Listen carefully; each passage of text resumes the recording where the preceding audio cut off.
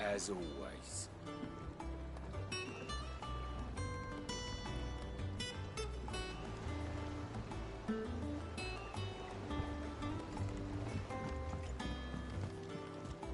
Welcome back, Sid.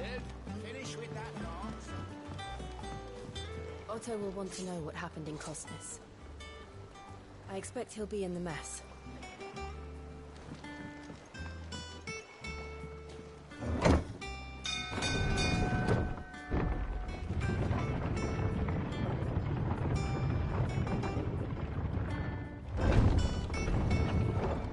Look, it's Sid. Staying long this time? Clive. Is everything all right?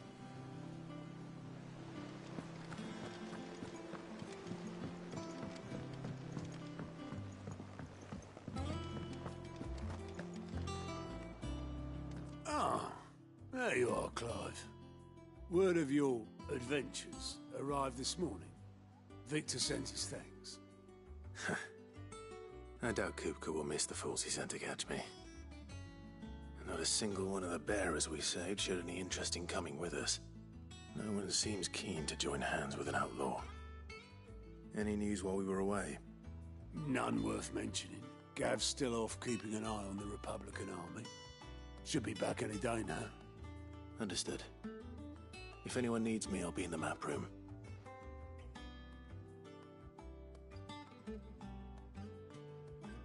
Still can't work that one out.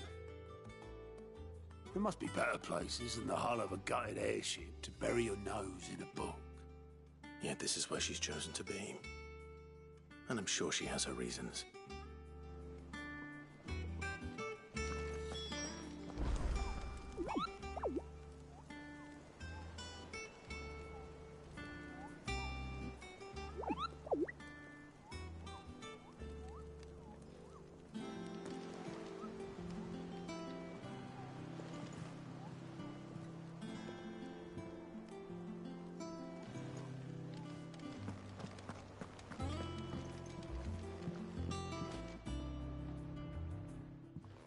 I'd trust I'm not intruding. Back from your mission? I'm beginning to think your habit of surviving cannot be attributed to luck alone. One might say the same of you, Vivian Ninetails. I'll have you know that only 4 attempts have been made on my life, and none was especially memorable. So, to what do I owe the honor? Could it be that you've come for one of my lessons? Is that so hard to believe? Very well, then. Shall we start with the state of the realm? To absolutely no one's surprise, she finds herself at the mercy of armies and outlaws. Well, mostly armies. Though that's not for want of trying, is it, Clive? But the real question is, how did we get here?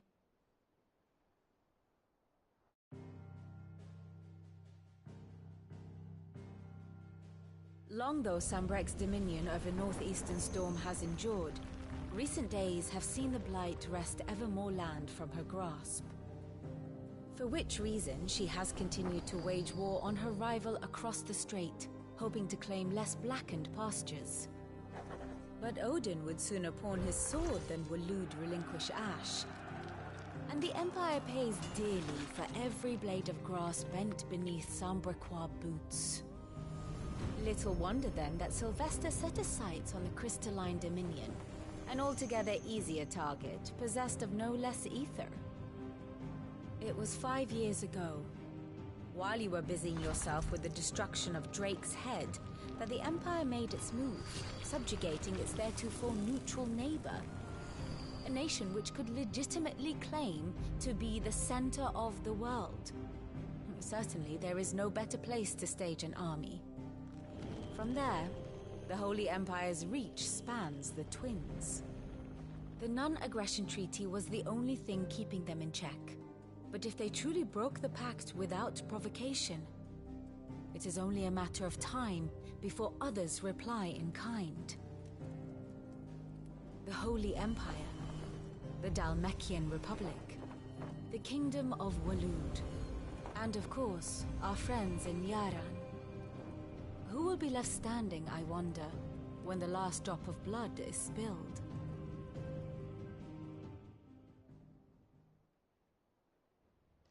You were born in Twinside.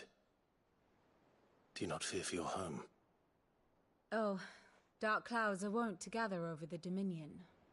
Yet in spite of it all, she has ever endured. And when the storm has passed, I am confident she will remain. Now, as to the matter of payment for today's lesson, complete a simple errand for me and we shall consider ourselves even. Even? Right. Return this volume to old tomes in the shelves. Tell him it was, adequate. I suppose it wouldn't hurt to visit our resident historian.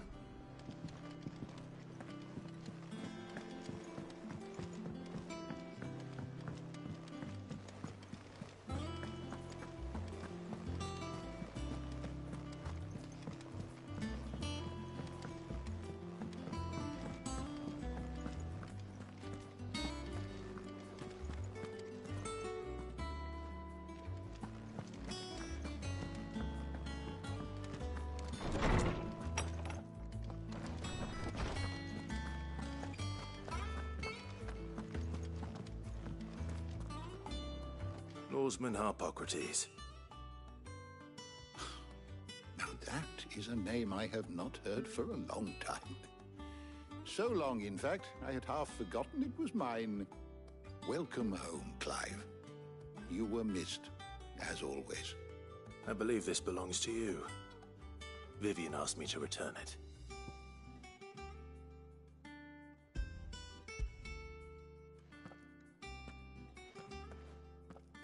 Ready? Our resident scholar devours books faster than young Tet does lemon tarts. Would that I could do the same. But alas, I no longer possess the necessary constitution for such indulgence, either in words or tarts. That said, I have continued my search for mention of the creature you encountered at Drake's Head. But without access to the great libraries of Oriflamme or the Dominion, I regret that I have been able to find little and less. I am sorry. Please, don't apologize. I'll send word to our associates. See if they can't furnish you with more books. I fear it is not more books that I require, but the right ones. Mayhap we look in the wrong places. There are still libraries to the north. I'll see what I can do. You are too kind. There are not many in this world who would indulge the whims of a tired old historian. Not too tired to go filching Kupo nuts, though. Always got a pocket for him. Nicks him off the Moogle. Hush now. We all know there's no such thing as Moogles.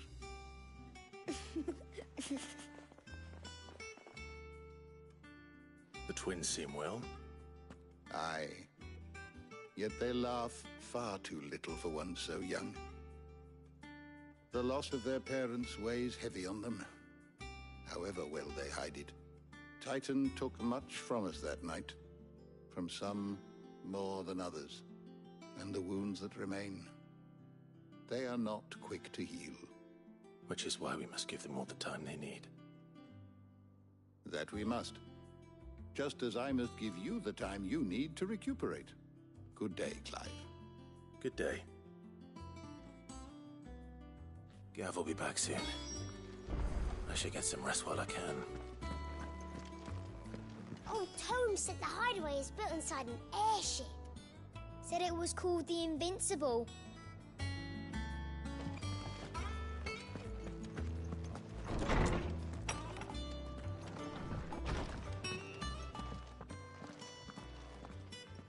Not back a blink and you're already off solving everyone's problems. It looks good, Clive. Goes well with the scowl. I'd had that brand for so long. I'd forgotten what life was like without it. What it was like to be myself. And it's all thanks to you, Talia.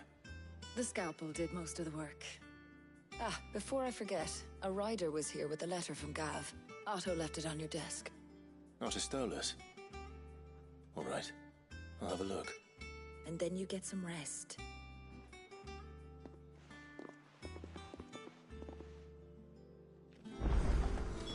What could Gav have thought worthy of a letter?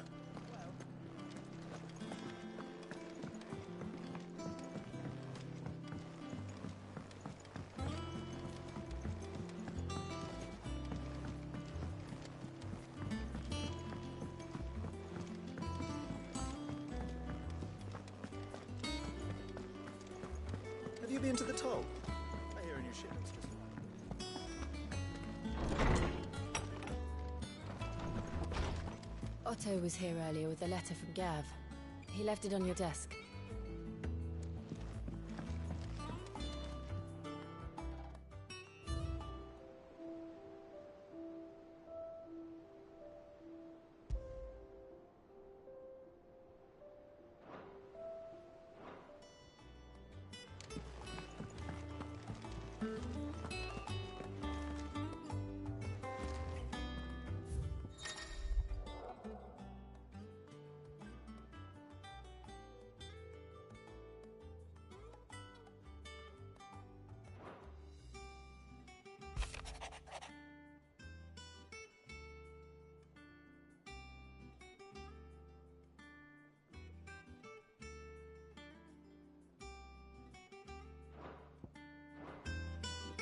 What does Gav have to say?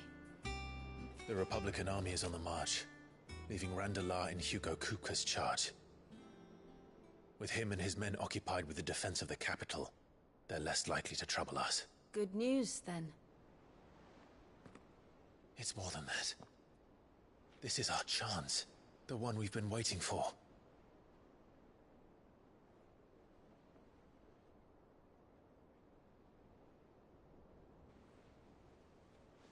But look how far we've come. All that we have here, our friends, the hideaway, are they not cause for joy? 5 years. 5 long years. If I could only command this power I've been granted, we might have achieved so much more. But each time I reach for it, it's like something is holding me back. Summoning an icon exacts a price not easily paid. Your body knows this only too well. It's merely trying to save you from yourself. And every burden I cannot bear falls to you. This mission of ours has made me question everything I thought I knew. But one thing has become abundantly clear. The crystals take more than they give. In exchange for momentary comfort, we must endure a lifetime of pain, war after war, loss upon loss. And now they rob us of our very homes, leaving naught but dust and ash. But you're trying to change that. We're trying to change that. And to me, that's no burden. I know, but... Try not to forget.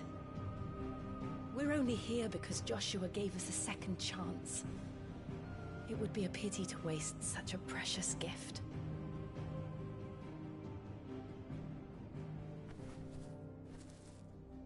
He did.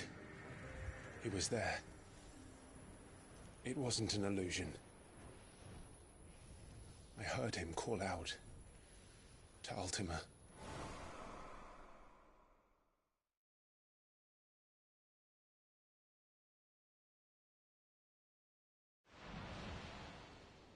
If Joshua is still alive, he'll be looking for that thing. Do you think he will ever come back? I know he will.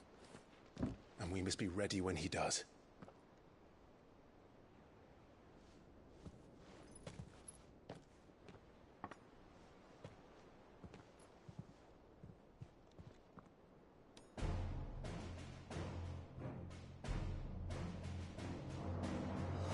To a world without mother crystals. To Sid.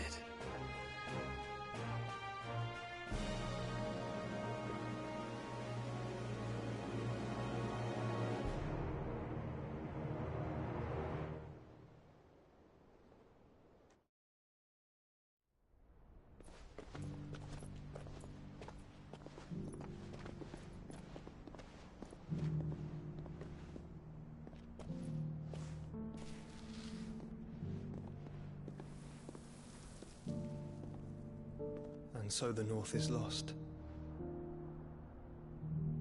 I knew that the Blight spread ever more swiftly, Your Grace. But this is far, far worse than any could have imagined. It is only a matter of time before the twins are no more.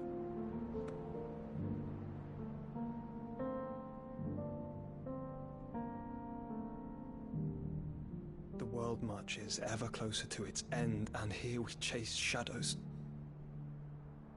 Tell me, brother, are our efforts in vain?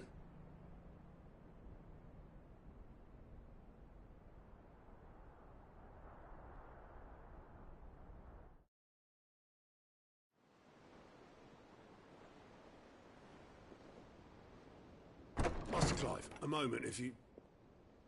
my apologies, I didn't mean to... intrude. Not at all. We were just discussing strategy. Speak freely, Otto. It's Martha, from the inn. She's gone missing. Anyway, I'll be in the mess when you've finished. Very well.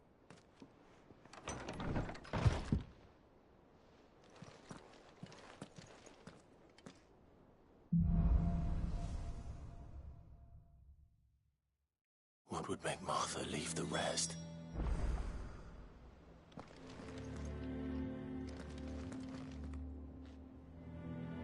Something has happened to Martha. We need to speak with Otto.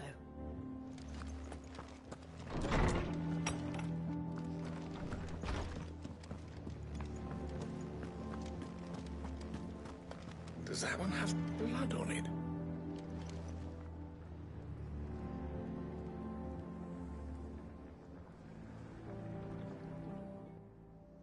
Is it business or pleasure?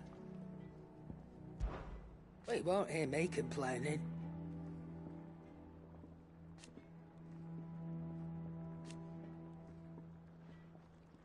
The only drawback... Still...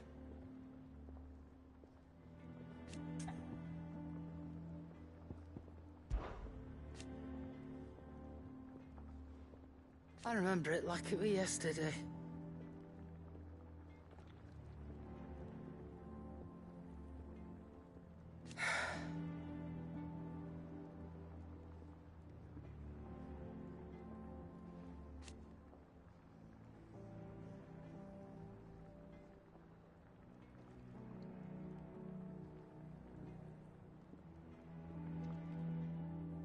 You're our leader now, Clive.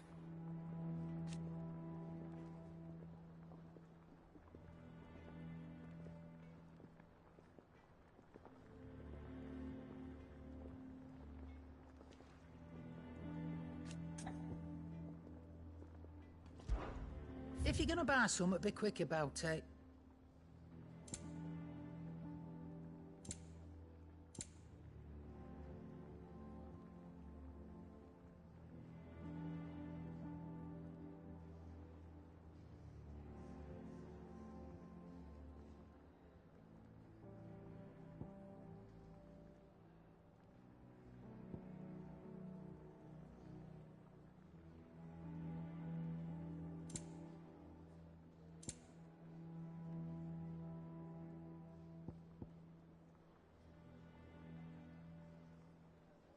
Is that all?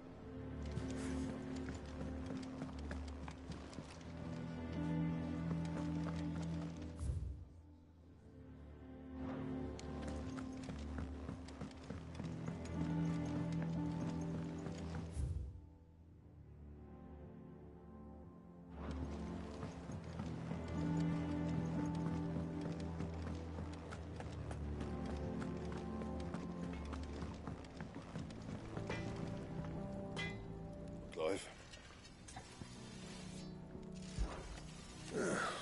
Things here ain't too bad.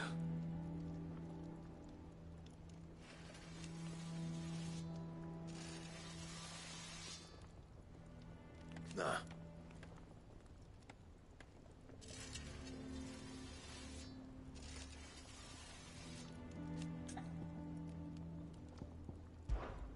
What? You've forgotten already? Because I haven't.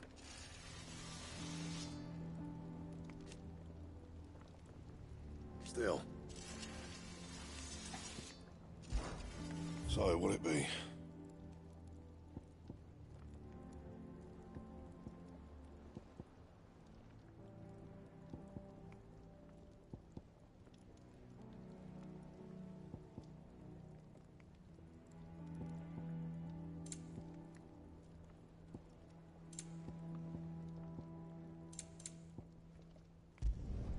No scratches, all right?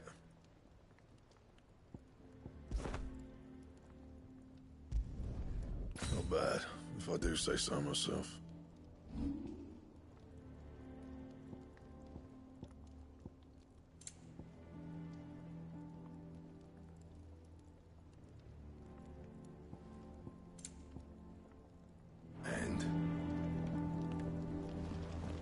If you told me you could fire a forge without a crystal or a bearer before I came here, I'd have taken you for a madman. But no, here it is.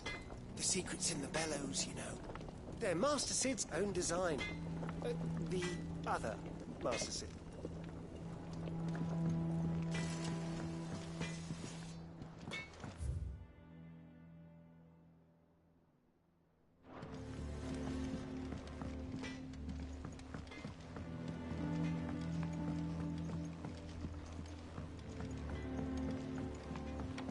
This plank will have to be... Nearly half the crates were lost to bandits.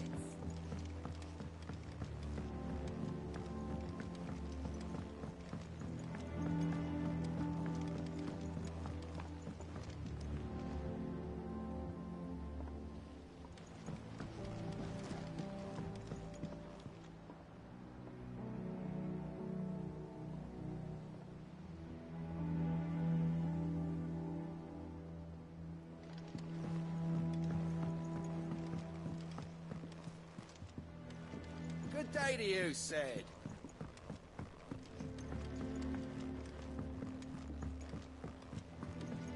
Charlie says I can't go and play until I finish my songs.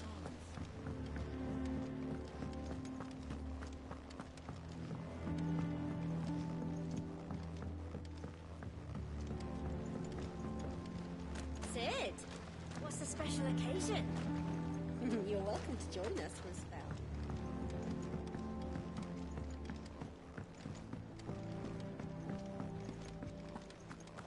Can't catch a wink with all the clamour in the hall. The atrium's quiet this time of day.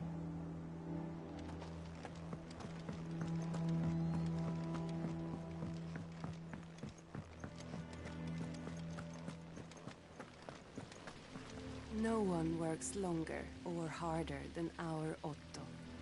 You can scour the whole of Storm and Ash, and you won't find a better man.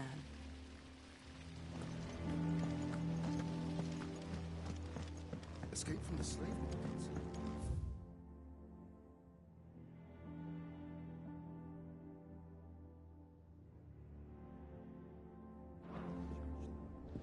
I had some help, but it was mostly luck.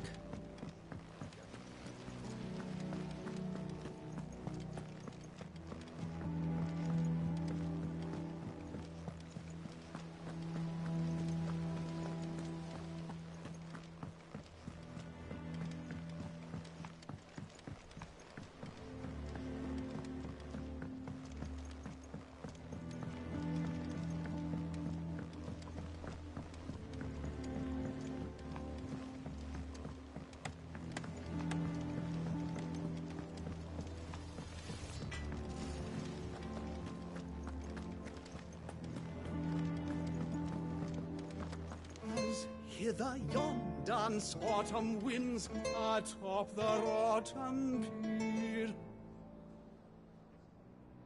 Of Sid's return the faithful sing across the blighted mere.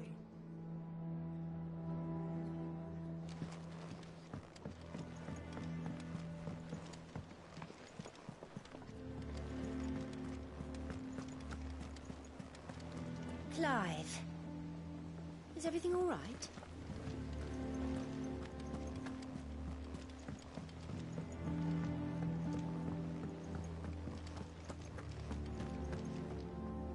What do we know, Otto? Some lads from the Imperial garrison in Rosaria started a fight over at Martha's Rest. Blood was spilled, bones were broken. The usual. But somewhere in the middle of it all, Martha vanished without a word to anyone. And that ain't like her, Clive. Something's not right. You think this was planned? Of course it bloody was. Ever since Eastpool, the Empire's been tightening its grip round the Duchy's balls. They've strung up everyone who's ever set eyes on a runaway, claiming they're traitors to the Holy Throne, conspiring to restore the House of Rosfield to power. And now it sounds like the bastards have turned their attentions to the pallbearers meek enough to stay put. Naturally, old Martha could see the way the wind was blowing, complained that it was getting harder and harder to take bearers in. And now she's missing. If she's fallen into the hands of the Empire, we could be next.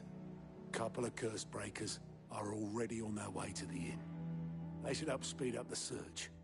But if this is as bad as I think it is, you might end up having to save their asses and all. Don't worry, Otto. I'll make sure everyone gets home safe.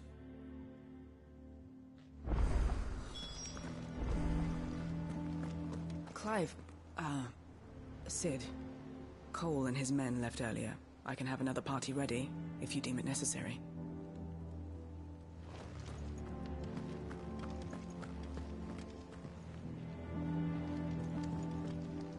And how may I assist you today?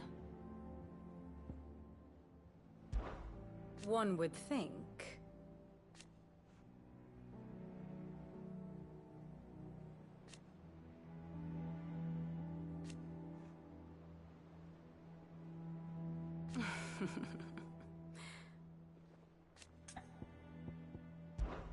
I admit.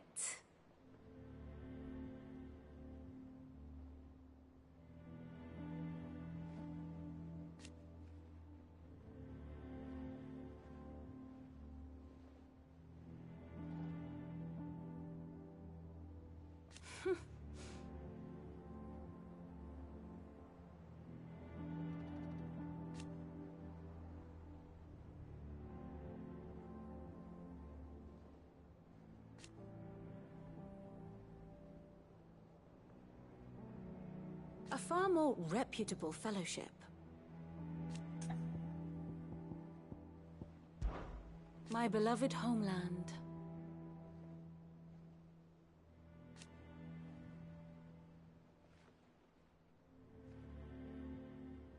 Or at least, it was.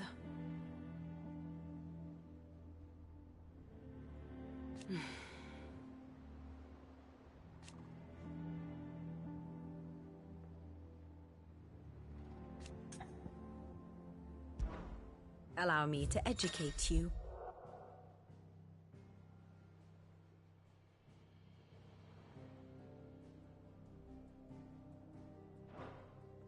Of course.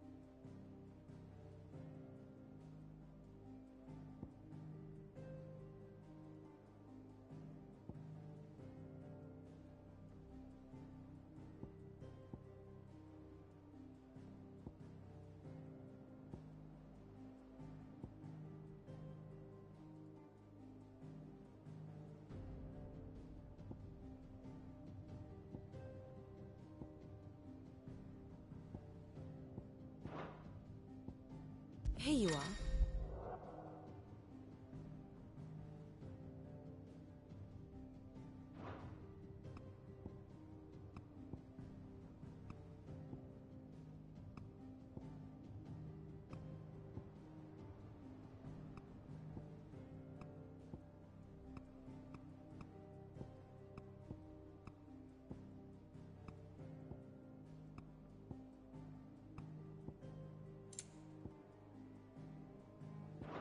Thus ends today's lesson.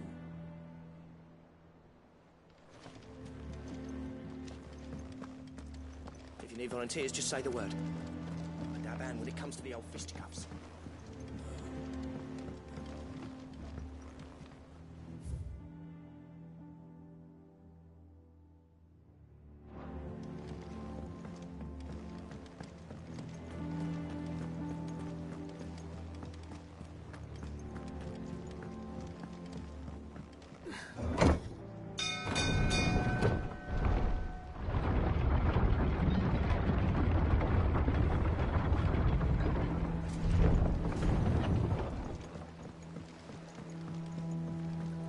Welcome back, Sid.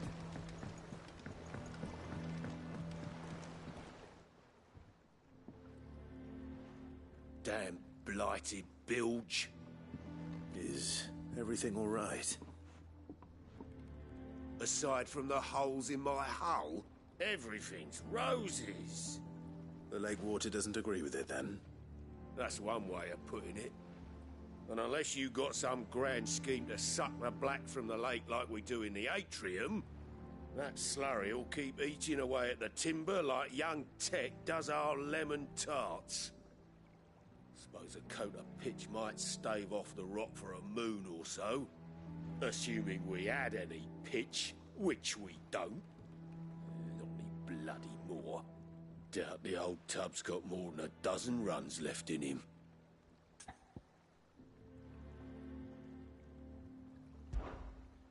Of course, Obolus. Your skiff is our only means of reaching the mainland. Without it, we'd be lost. Well, I'm glad someone round here sees it that way. To make pitch, you need pitch trees. But in case you haven't noticed, live trees are one of the 1,000 things sorely lacking in the Deadlands.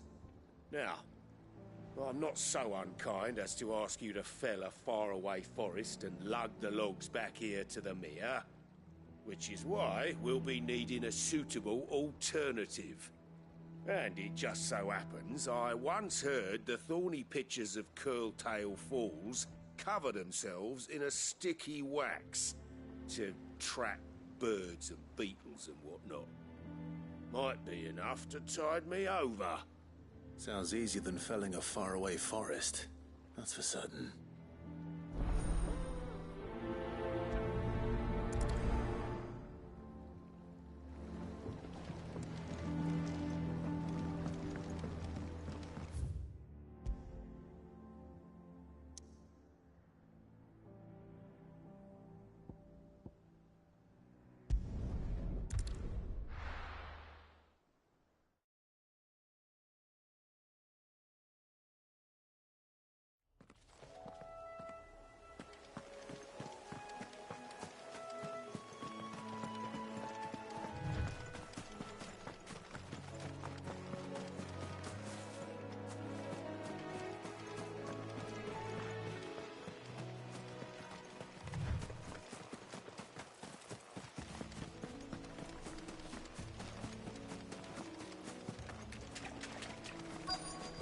Easier than felling a forest, I said.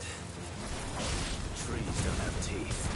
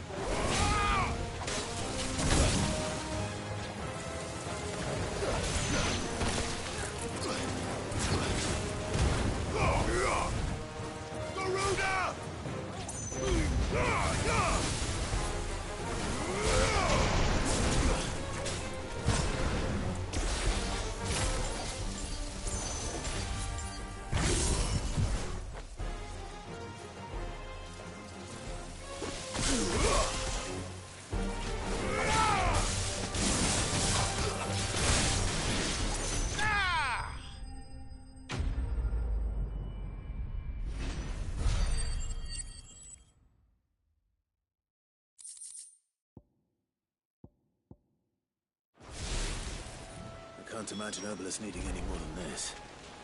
Time to head home.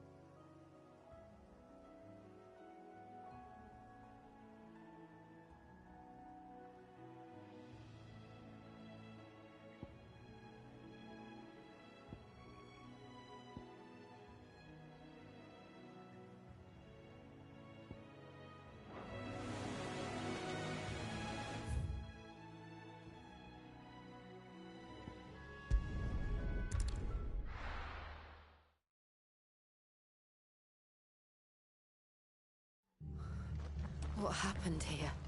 Come on. We need to find the others. I'm sorry, Cid. We were too late. The Imperials have already left. We're best off staying where we are for now, I reckon. Let's get you to Physica, shall we? Cid? What said you'd be coming? I trust you don't mind. Also thought you might need some help. And it appears he was right. You, could say that, yes. They're saying the Imperials ascended like a storm. No one was spared their fury. Martha tried to step in and calm things down, but all our efforts got her were a pair of iron shackles and a hard march. Any idea where? Judging by their tracks, they headed towards Sorrowwise Bay. To the Abbey sheltering Martha's bearers. The bastards. Jill and I will go after them. You take care of the people here. We will. But, before you go, one of the locals heard something. He said the soldiers were talking about a culling. I don't know how big this is, but it doesn't sound good. Be careful out there, Cid. You do the same.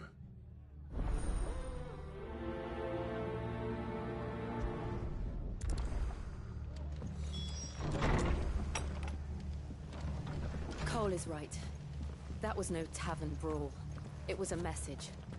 But a culling. Bearers are the property of the Empire. The garrison wouldn't have the authority to act alone.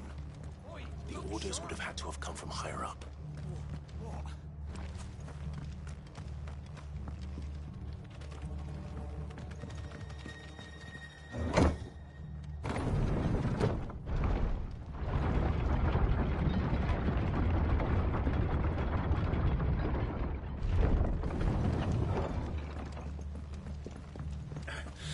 If those horses touch an arrow,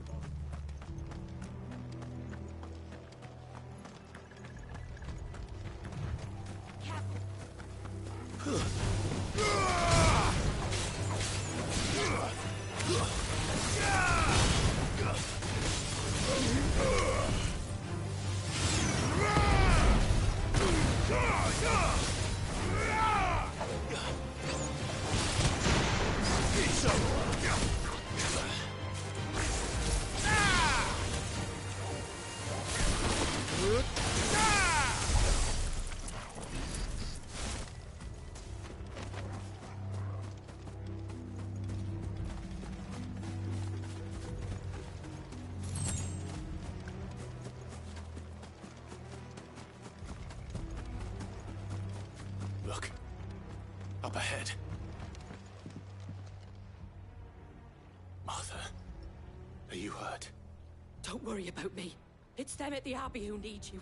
You have to do something. Tell us what happened. What happened? The damn Black Shields, that's what happened. The Black Shields? The bastards caught wind. The Abbot and I were helping bearers. They were gonna hang us both. When the sick rose from their beds. Poor souls turned on the Imperials. Distracted them long enough for me to get away. They may still be alive. Martha, do you think you can make it back to the inn? Cole is there with the other curse breakers.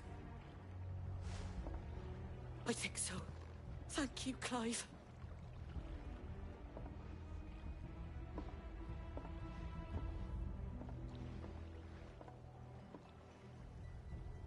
Black shields.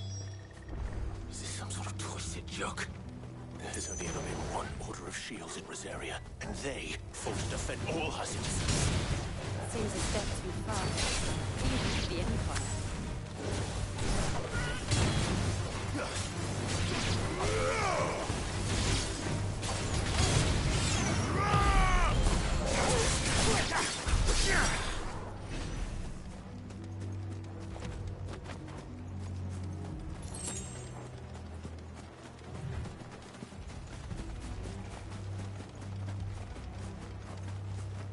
Company.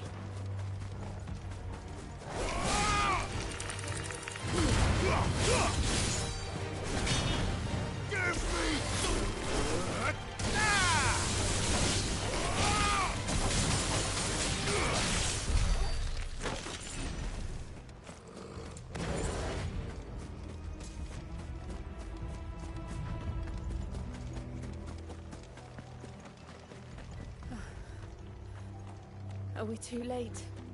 There might still be someone inside.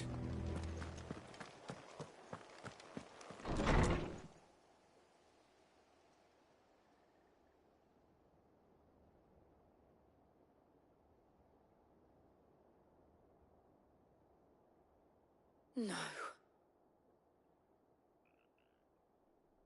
Damn it. I thought you lot were all spent. Murderers. They drove the bearers to this. Wait. These two aren't turned. That bitch of an innkeeper must have sent them. Colluding with the enemies of the Empire is a serious offence. And for their crimes shall they be punished. Such is the law. To dwell in darkness that we may purge the night and welcome lasting dawn. On these our swords we swear. How dare you speak those words? Have you no honor? Clive. This won't take long.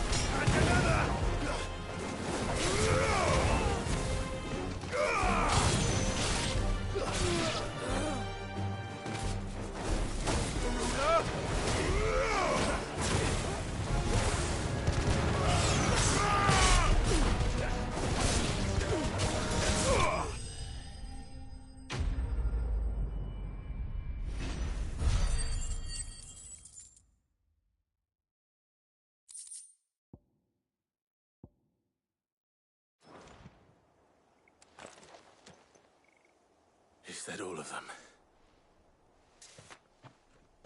I think so.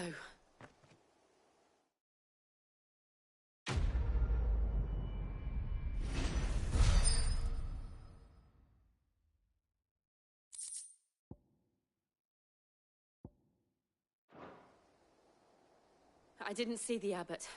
He may still be alive.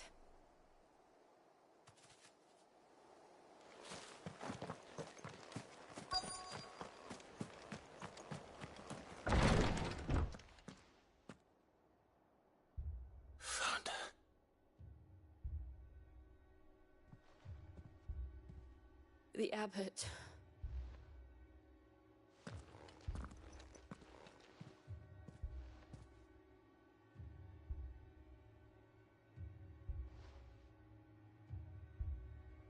The bearers died protecting him, calling upon what little magic they had left in their bodies. Clive, he's breathing.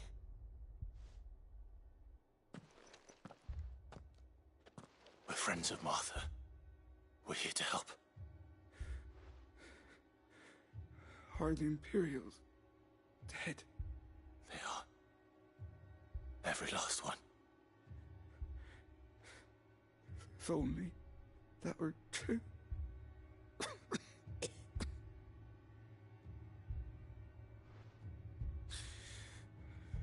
Black Shields will return. The cullings will continue. Rosaria will never be saved unless we save her. Tell Mother to beg Cid's aid and tell her this wasn't her fault. I shall. Cid, where are you? Cid! In here! We found a survivor! Clive. He's gone.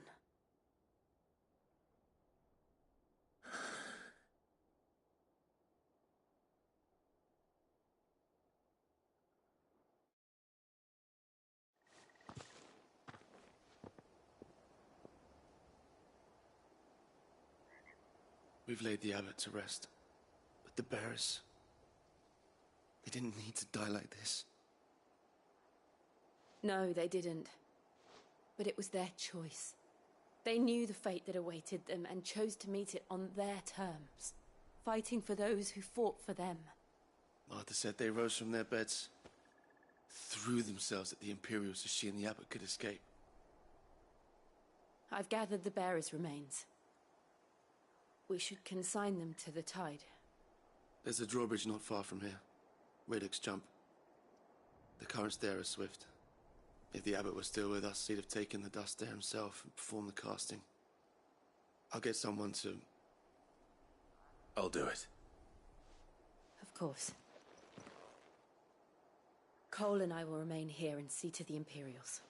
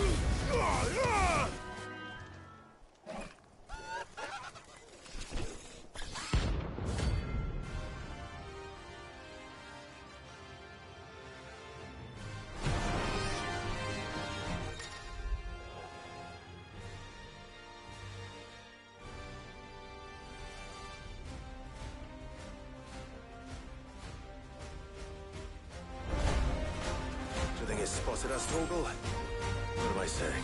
Of course it has. It's a floating eyeball.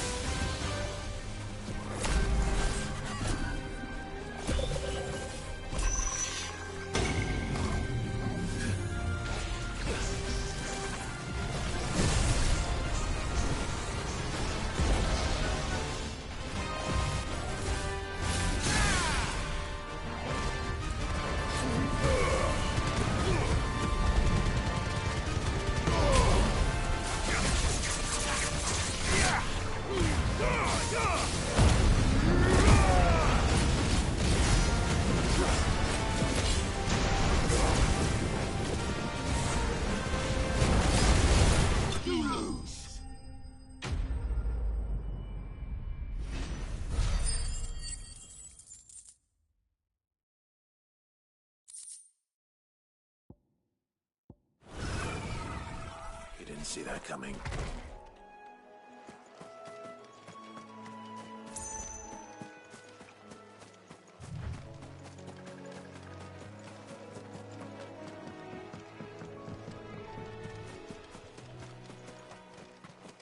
That must be the bridge.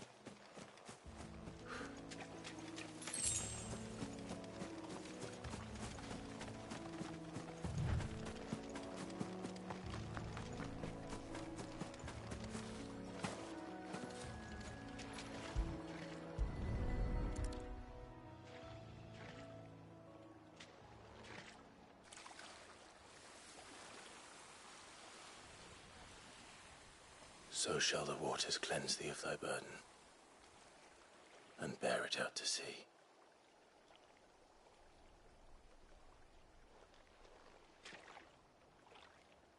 And now they are truly free. I hope so.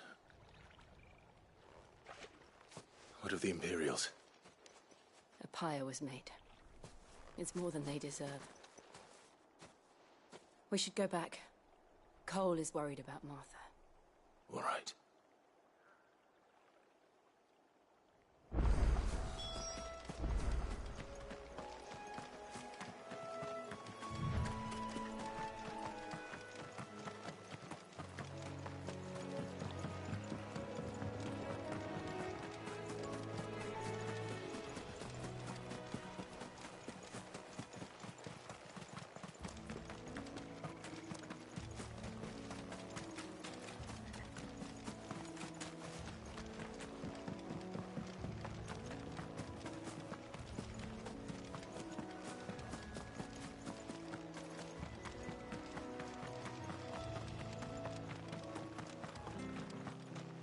Thank you, Founder.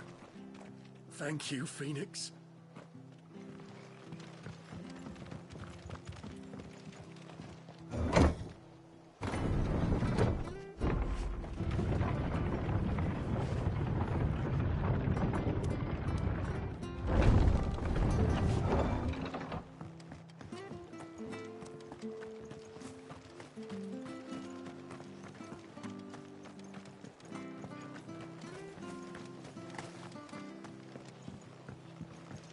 We'll return to the hideaway as soon as we've finished our ministrations.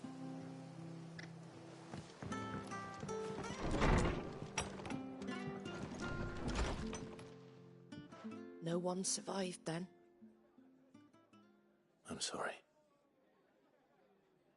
Before he passed, one of them bade me tell you not to blame yourself. Doesn't mean I won't. Doesn't mean their blood's not on my hands. Cole said you cast their remains. That was good of you. But it should have been me. This was all my fault. How? You couldn't have known. But I did. And I turned a deaf ear to the warnings like the fool I am. The rumors started moons ago. Of black-clad devils descending on villages in the dead of night to slit the throats of sleeping bearers. I assumed it was all just nonsense concocted by the Empire. Nothing but a ghost story meant to make folk think twice about lending a hand to a fugitive bearer. And in ordinary times you would have been right.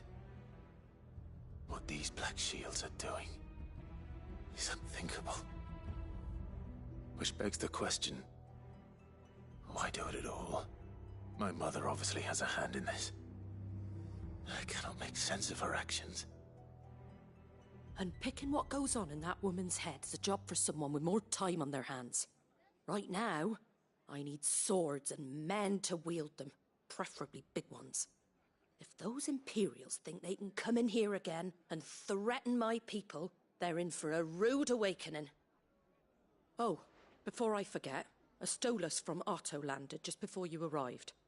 He asked me to tell you that Gav has returned. Then we must as well. Will you be all right here, Martha?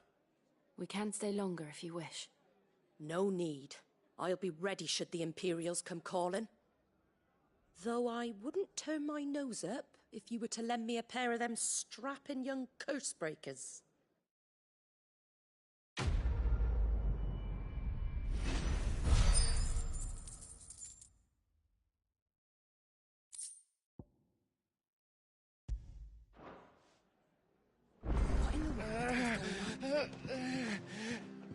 Those poor souls died to give me a chance to save others. I won't let their sacrifice be in vain. If you don't mind, Sid, I'd like to stay here with Martha. Just until she finds someone to guard the rest, that is. Martha's a stout soul, all right. Anyone else would be out cold after what she's been through.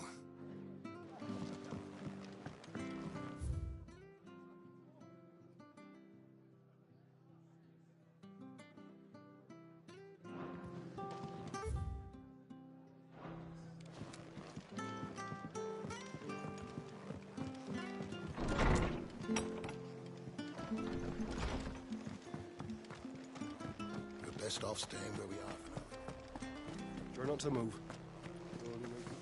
Oi! You handy with that sword of yours? Course you are. Bet you're a bloody marvel with the thing. Now, question is, are you willing to use it or not? 'Cause a flock of noble chocobos are in need of help, Chocobos. You heard me right. Wild birds? Hmm? The big ones? And not just any chocobos at that.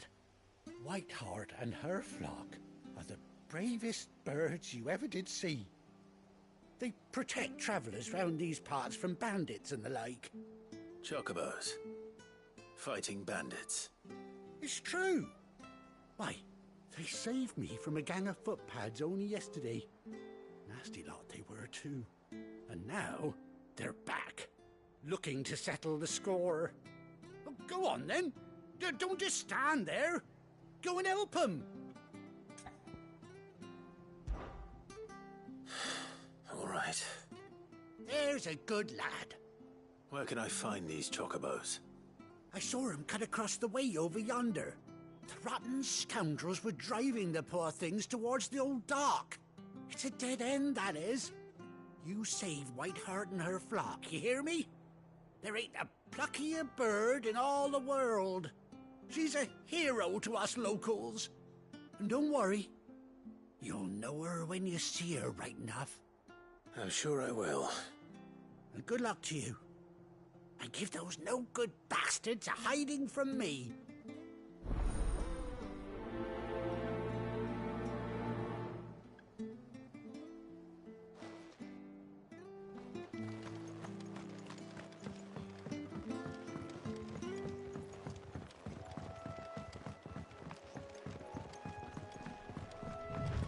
Whiteheart.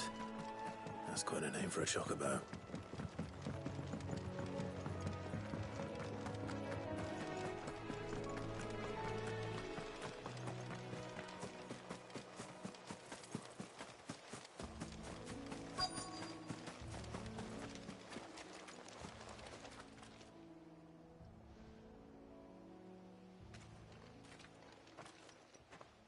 A white feather. I thought Ambrosia was one of a kind.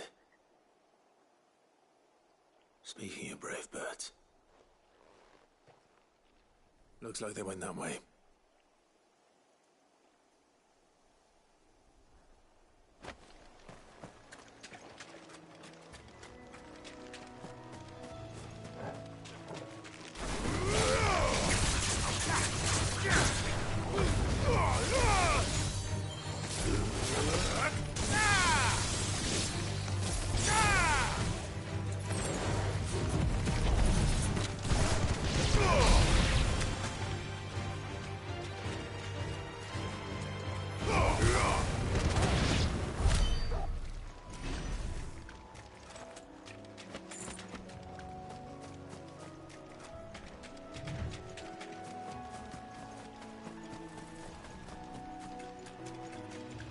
These chocobos aren't going down without a fight.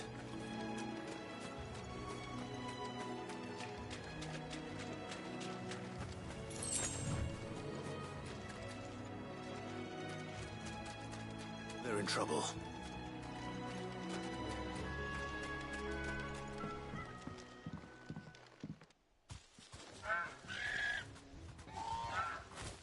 We got you cornered, Feathers. You didn't think you'd seen the last of us, did you? You've been bad for business. But I reckon someone will pay good coin to mount your head on their wall. Not around here, they won't. Oh. And why's that, eh? Because she's something of a hero in these parts. You hurt her, and I hurt you. Piss off. Or better still, how about we hurt you both? All right then. But don't say I didn't warn you.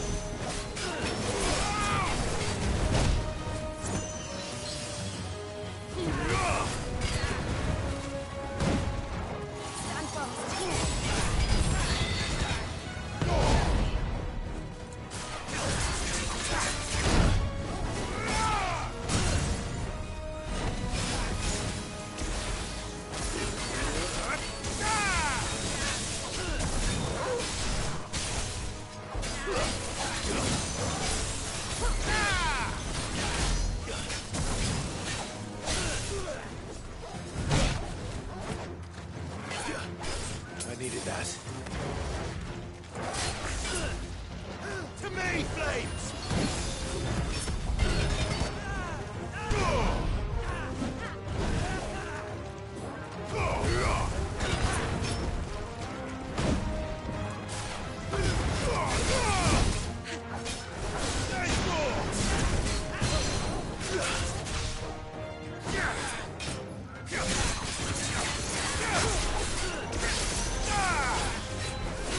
Nice try.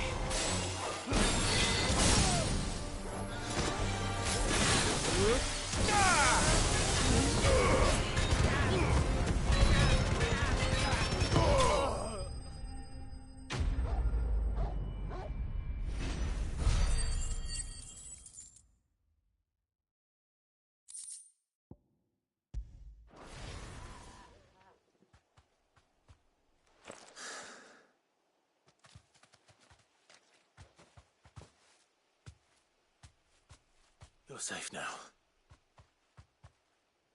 White Hart, I presume.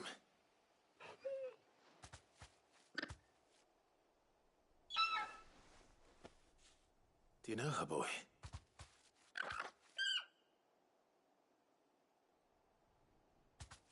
That scar. It couldn't be.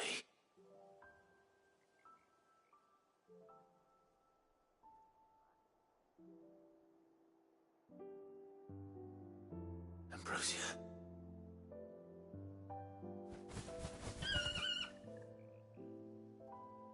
It is you. You survived.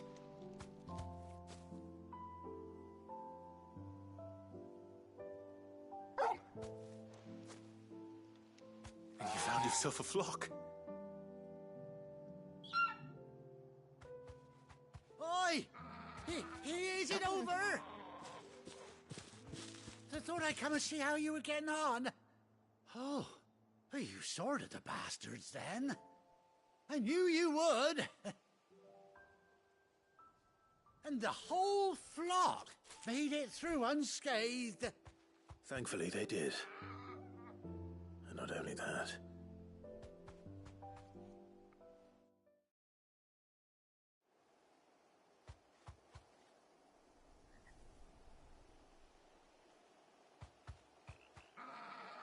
Well, I'll be. I never stopped to think our hero here might once have been someone's mount. Though I dare say she'd suit a fine fellow like yourself. Reckon our feathered friend must have learned a thing or two from her master. Kind-hearted warrior that you are. Bird like her would have cost a princely sum. You born a lord or something? Well, Oh, no, sorry. I didn't mean to pry. Don't matter who you are. You done right by me. what is it, girl? She wants her master back, I reckon.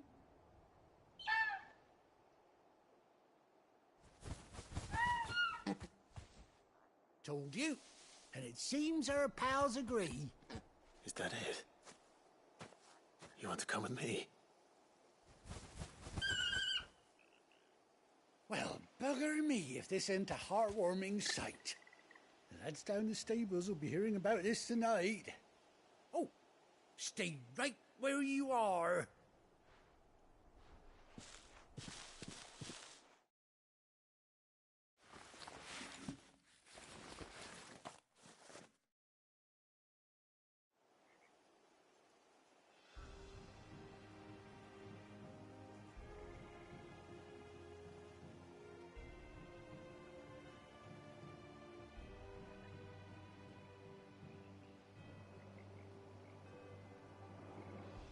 Doesn't she cut an handsome figure, eh?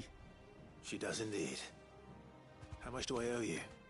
Ah, a few scraps of leather's the very least I owe old Whiteheart. Oh, I'll be sad to see her go, of course. But she's earned her right to happiness and more besides. Don't you worry. We'll get along just fine without her. You hear that, Whiteheart? You've earned yourself some time off. You have fun traveling with your master now.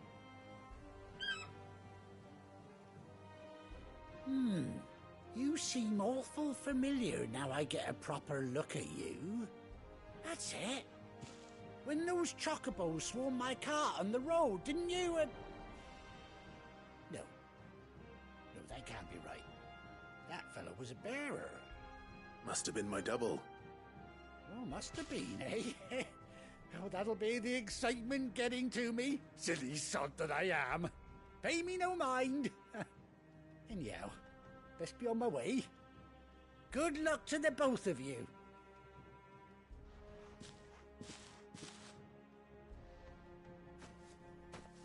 You take care of your flock for now. I'll call you when I need you.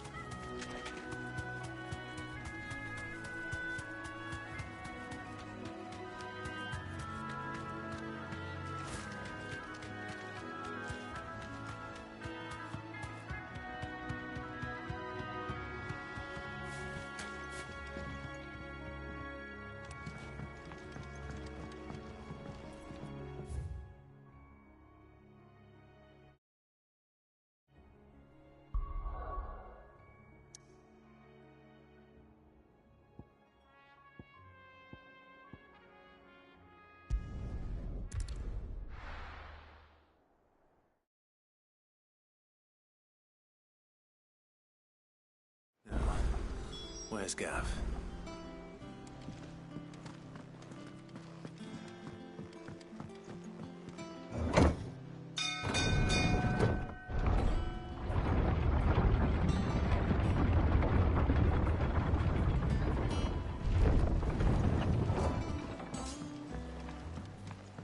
Finish with that log. Depending on who you ask, this lake was either formed when one of the fallen cities plummeted from the sky, or when a giant worm dug a lair for itself.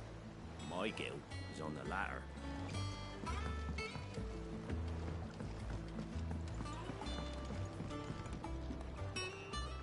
Well, did you find me some wax?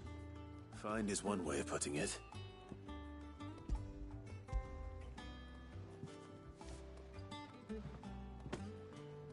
Ugh! Reeks like a chocobo's arse. Well, I don't suppose the Argo will mind as long as he stays above the waves. Argo? So your boat has a name? I didn't know. Yeah. Same as me old man. He was a ferryman himself back before the Blight came. The boat's all I have left of him. And thanks to you, he'll sail another day.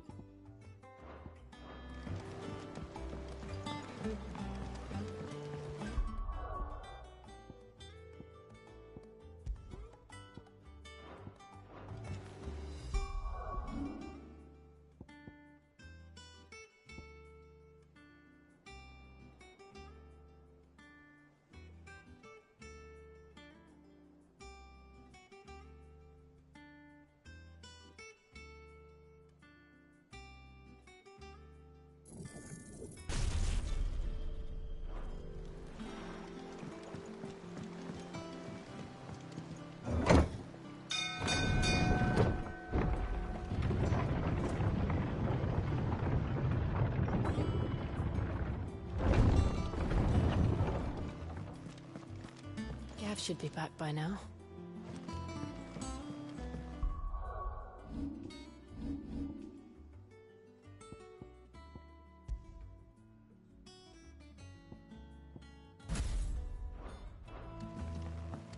I hear there's trouble. But none of the curse breakers have returned. They'll be fine. Sid would... Ah, Clive! Oh, I've missed that scowl. Where's my report? What, no kind words for your old pal Gav? If it's kind words you're after, you're fishing in the wrong barrel. Now sit down, you fool.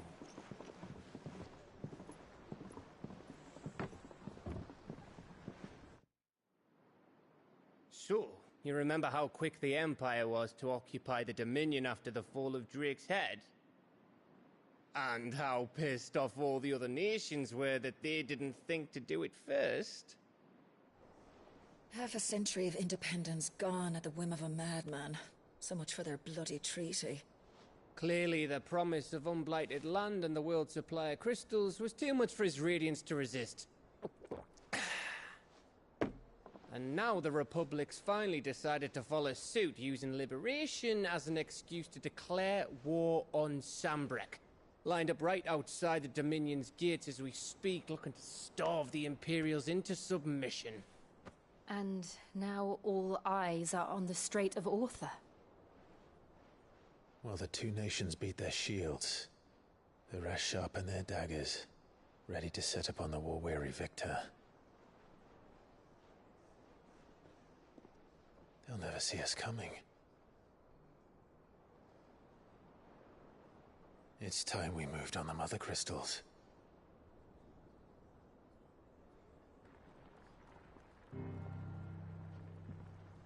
Four Mother Crystals remain in Storm and Ash. Drake's Breath near Ironhome. Drake's Fang in Dhalmekia. Drake's Spine in Waloed. And Drake's Tail here in the Crystalline Dominion.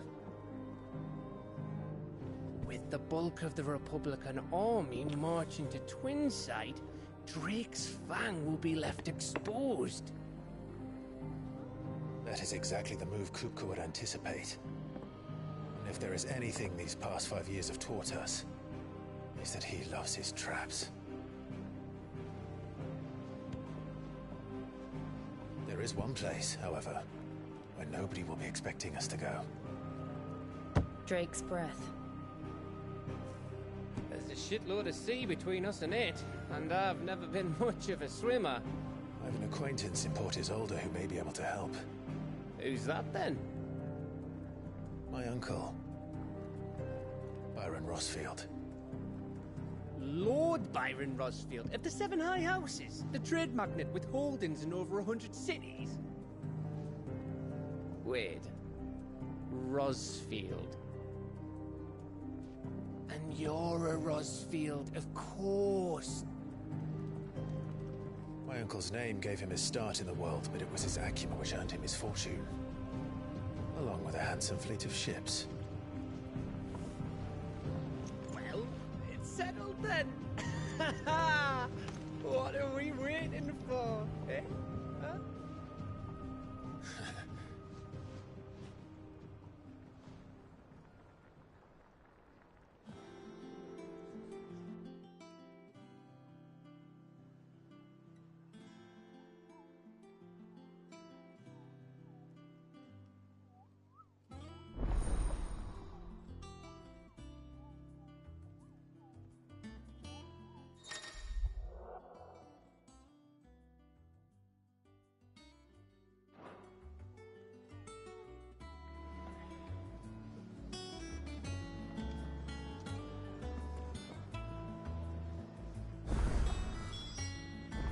What are we waiting for, indeed? You look like you could do with a drink. How am I getting on? Ah, about as well as you'd expect of a barmaid pouring sour ale for penniless outlaws in the middle of the Deadlands. And it'd be worse than that if Molly here didn't make the best stew this side of Stone here. Even if it is mostly just yesterday's leavings. Don't tell her you heard that from me, though.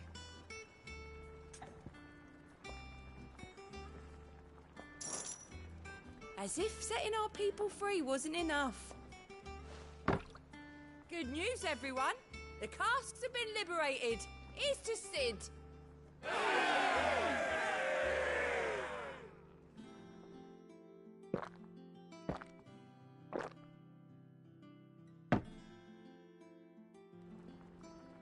Oh, you're not leaving already, are you?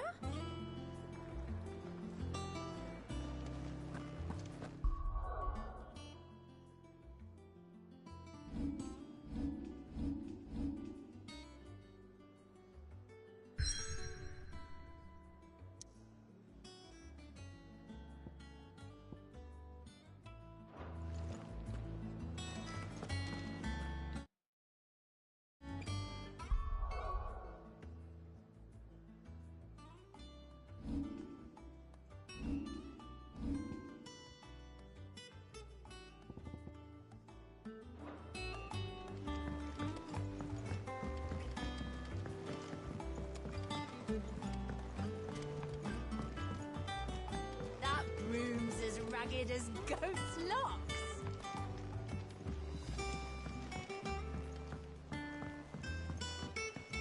So Martha's all right. Yep. Others weren't so lucky, though. What's the matter, Nectar?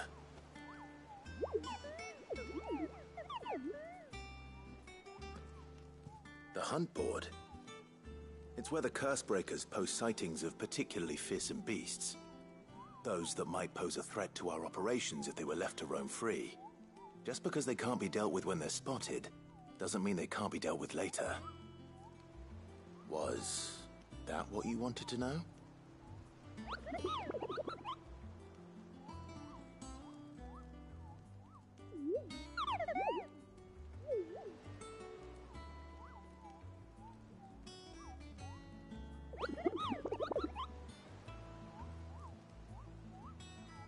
Right. Well, leaving your mightiness aside for the moment, the people of Valisthea are going through a lot already. What with the Blight and the war. The last thing they need is ungodly fiends terrorizing them on top of everything else. So if the Cursebreakers are too busy to help, then perhaps I can. Or at least I can try.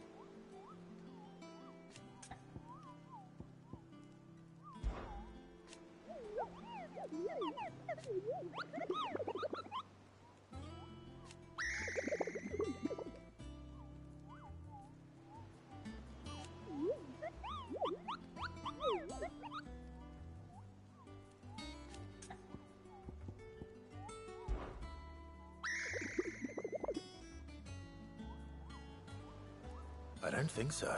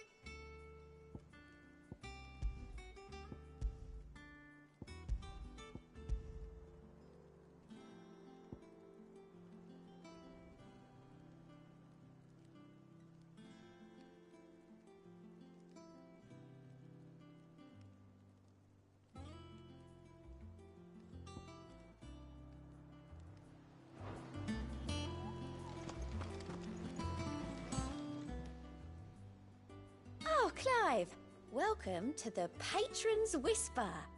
The Patron's Whisper? Does that mean someone else is taking care of our friend's donations?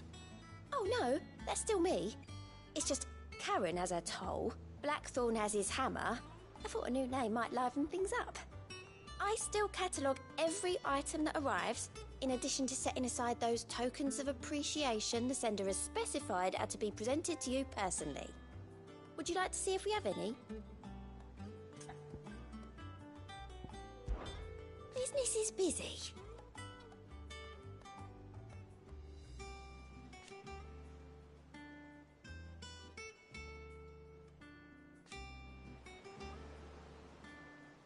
Still,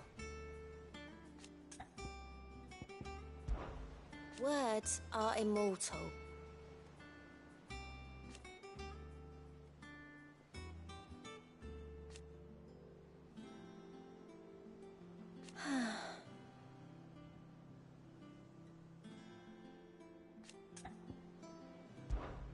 Come to claim your just desserts?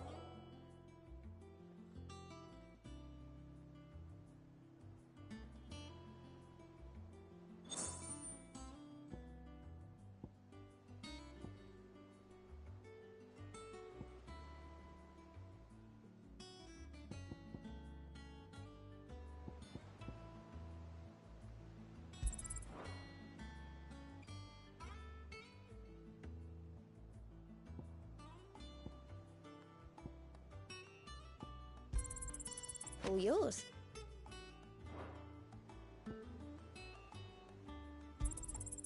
You earned this. Come again. I may have more for you. Clive! Oh, same old.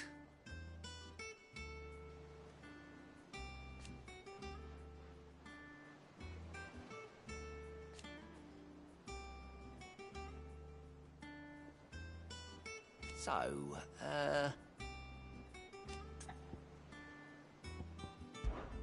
oh.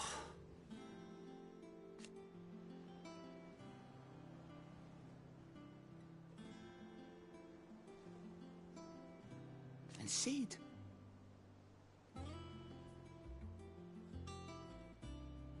But he's still with us too.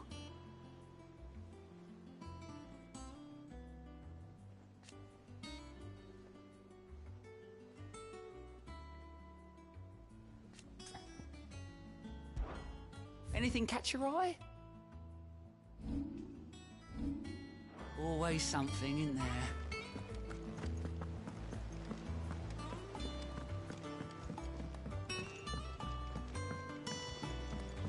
That room's as ragged as a goat's locks. I hear there's trouble in Rosaria. Think it's all right to touch him?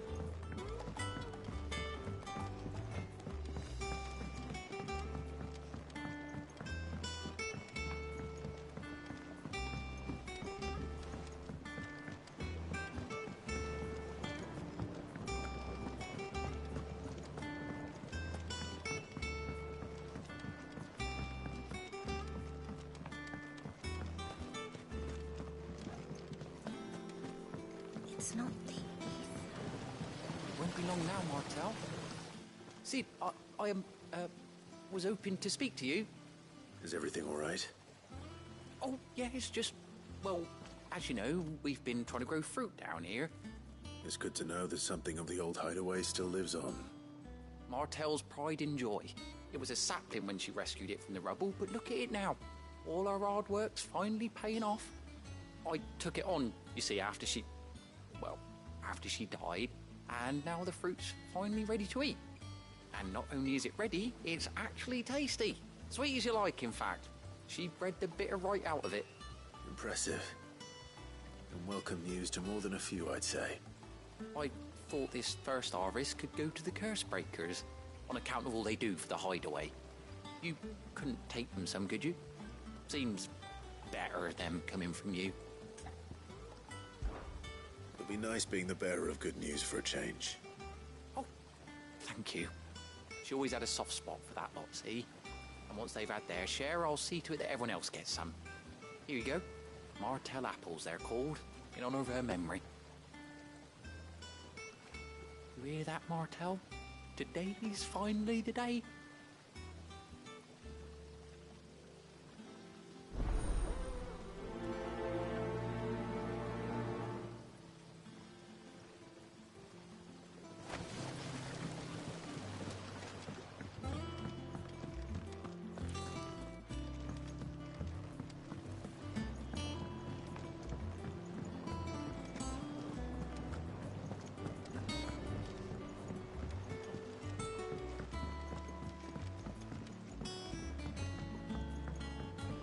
Did you come through the forge today?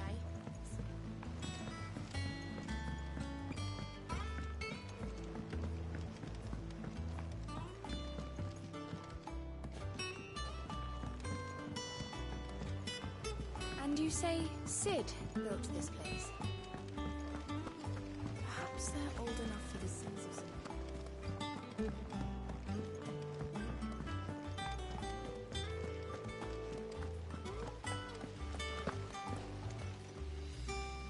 There was a time I only had eyes for Otto. But then I saw the light. And his name.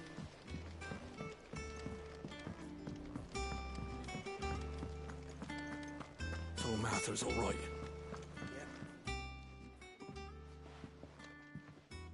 You two look like you could use something to eat. Here. Courtesy of Martell.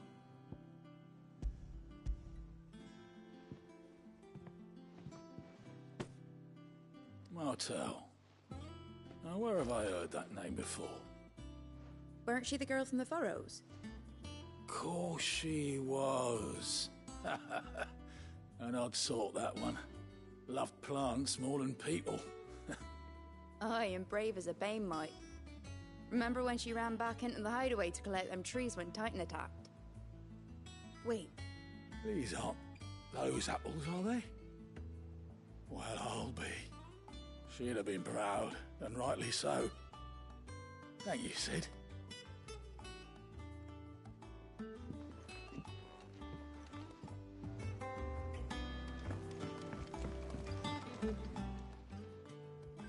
A gift from the backyard. For your service.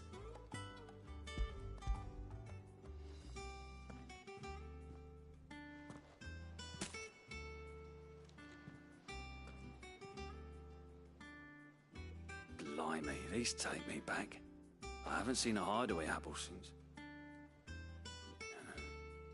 Old Sid was the only one who could stomach the things. He'd nab 'em right from the branch, make Martell livid. Not that anyone could stay mad at the man for long. That sounds like the Sid I knew, all right. Planning on keeping that lot to yourselves, were you?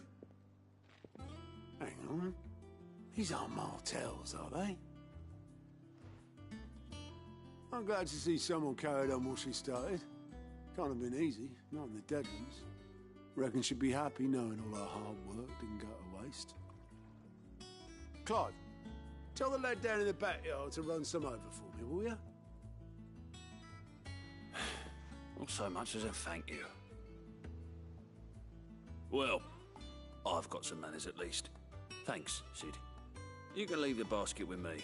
I'll see that the others get their share. Oh, and give our compliments to the gardener, won't you? That was the last of the apples. I should head to the backyard and pass along everyone's regards. that room's as ragged as...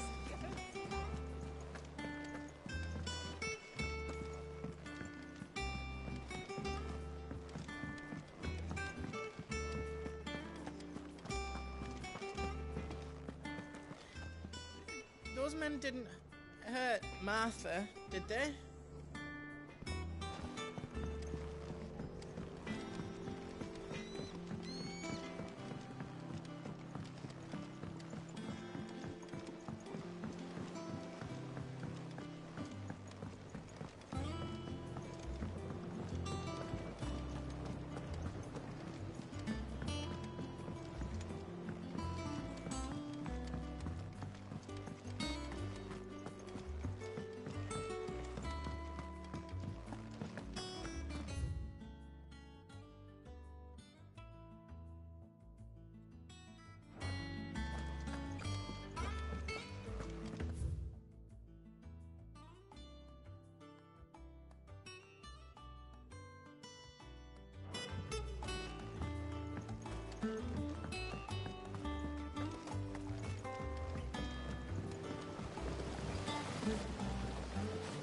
Cursebreakers send their thanks.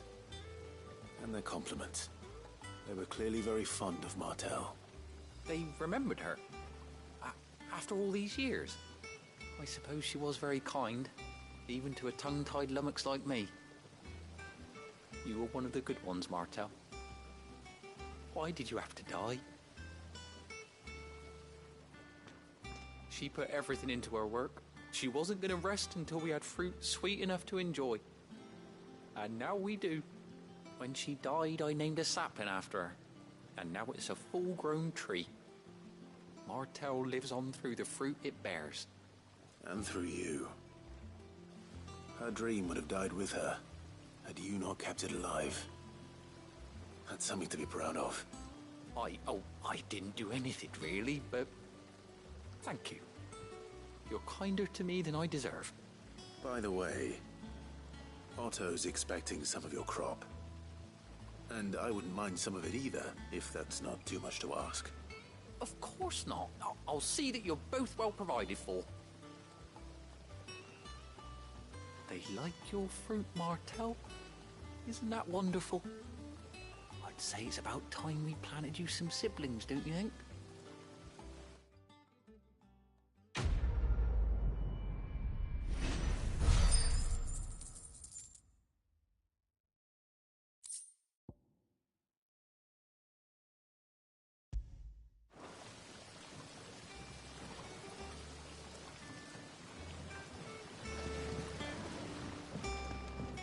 It's not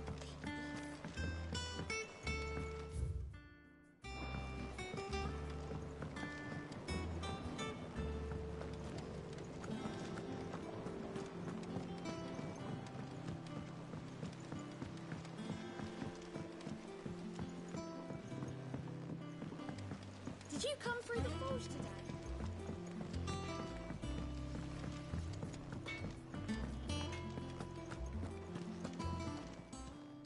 Well, don't just stand there gawping.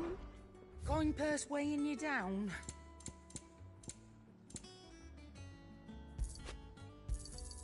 You'll not find a better price than that. It'd better all be here. You're rubbing me blind, you know.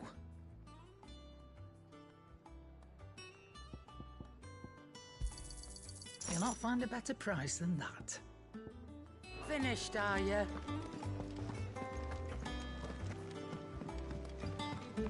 I hear there's trouble in Rosaria.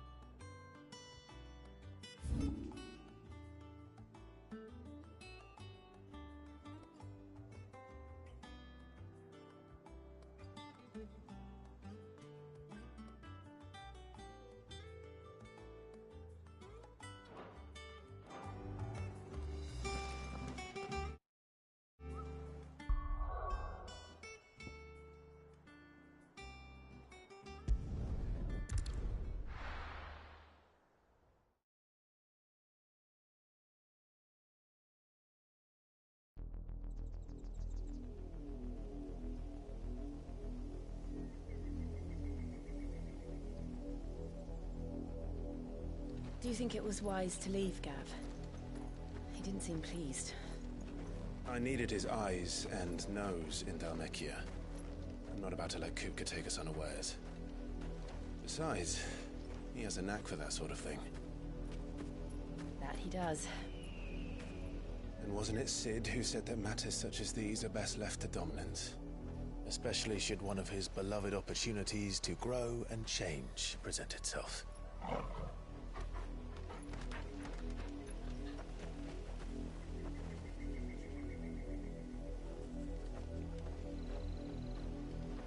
I always knew that I would return one day. Return to Ironhome. For what?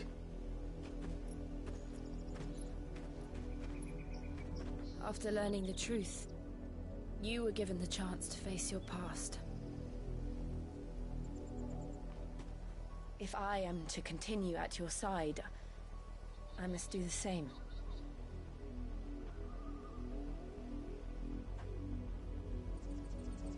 We will face it together then. To the end.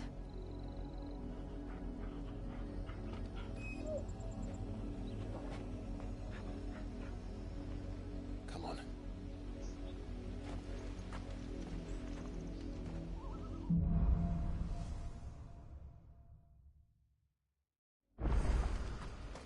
How far do you think your mother's reach extends?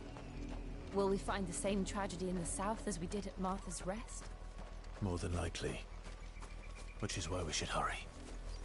There are still many settlements between here and Port Isolde. We need to reach them and hear their stories. Starting with the village of Amber.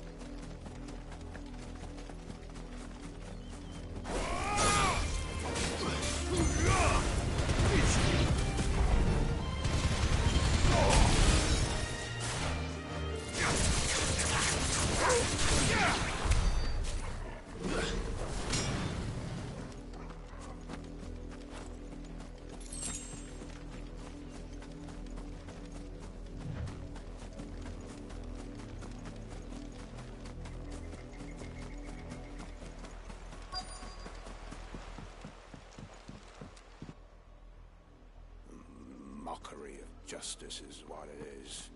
Lord Elwyn would never have stood for this. Quiet, you! I thought they were loyalists. Jill, look.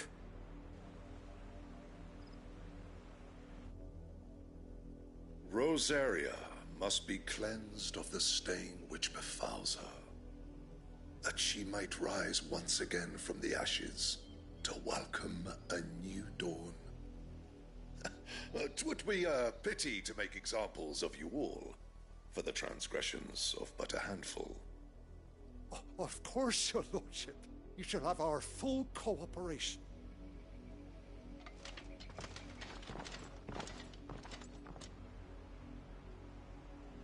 business could the Black Shields have in a village this small?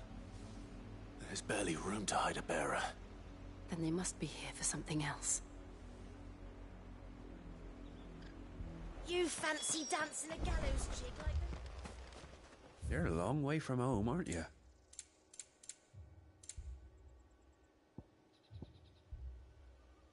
Gate of the roads now.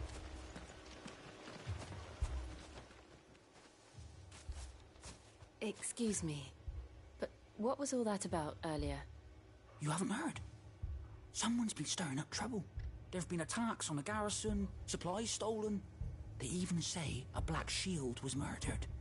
The Empire wants answers, and what the Empire wants, the Empire gets. Don't they just? Keep your ears open, eh? The Black Shields will pay good coin for information on the culprits. You'd have to be dull as a sack of stones to think you could take on... We're going hunting for outlaws. How'd you like that, boy?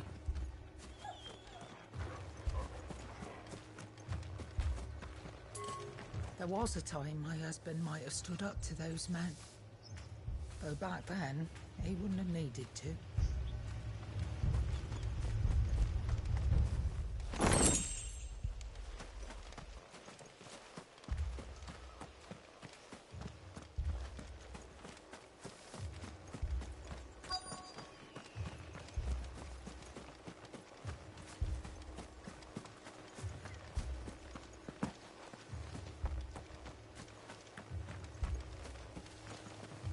Word is, Port Isolde's closed her gates to all but the Highborn, and now a great camp sprung up along the walls.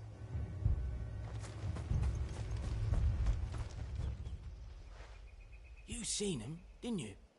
I'm sorry. The Black Shields. Just now. You seen them, didn't you? At least I think there was a Black Shield. Can't say I ever saw one before. Was this the first time they visited the village? What do you think?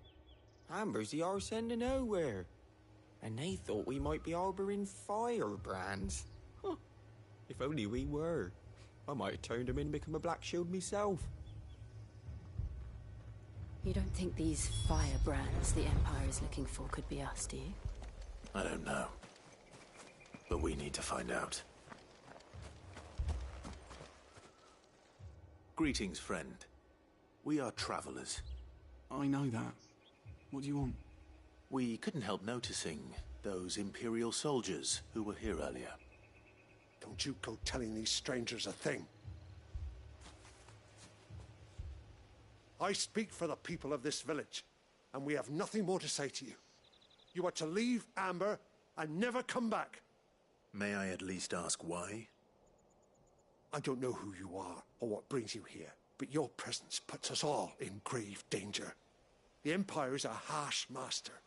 Its demands are great, and its justice swift. But as long as we keep our heads down and pay our tributes, we are left alone. Some might call it submission. But if it will spare my people the Viceroy's wrath, then I will gladly submit. This village will not become another East Pool. Then we shall be on our way.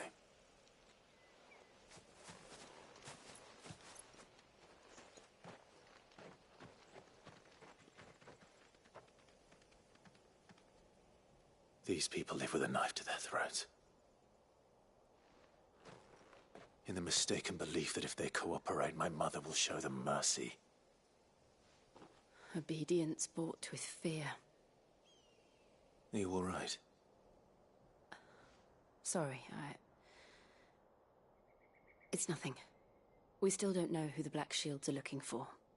Well, whoever they are, the Imperials deem them worth pursuing to the back of beyond.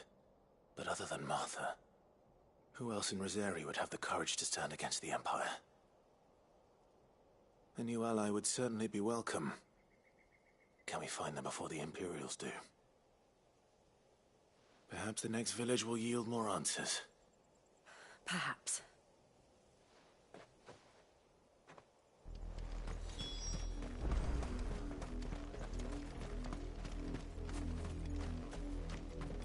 This pass will take us through the mountains.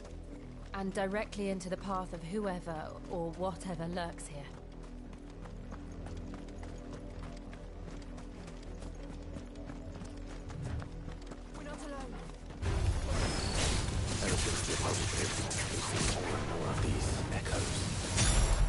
is waking them? The mother crystals collapse? I have an idea. You're not going to like it.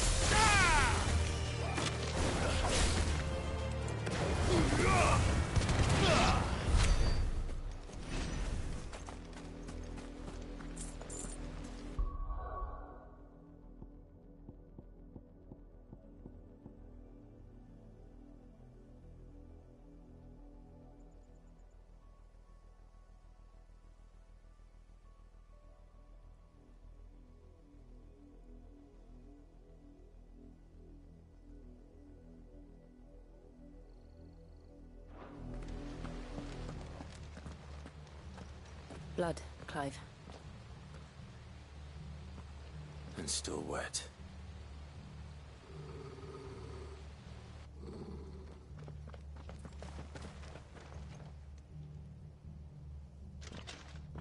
You were told to stay in your homes. The Black Shields. You know who we are. And still, you would bear your steel. Why then, we owe you our thanks. You have saved us the trouble of an interrogation. To dwell in darkness, that we may purge the night and welcome lasting dawn. On these, our swords we swear. Say that again. I'll show you a true shield of Rosaria.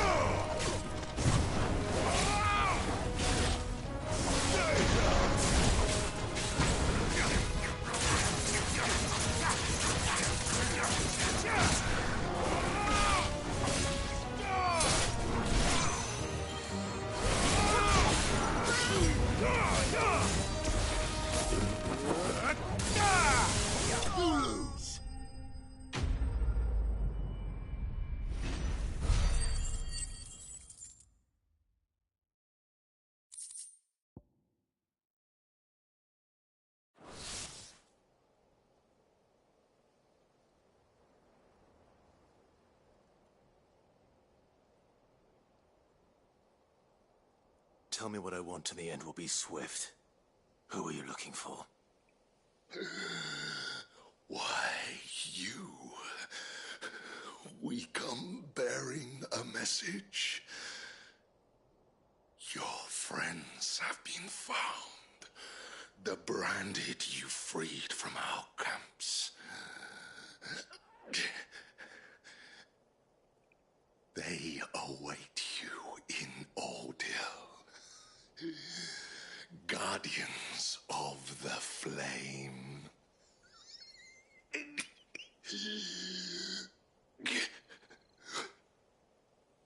Those are Old Hill's gates. Then we hurry.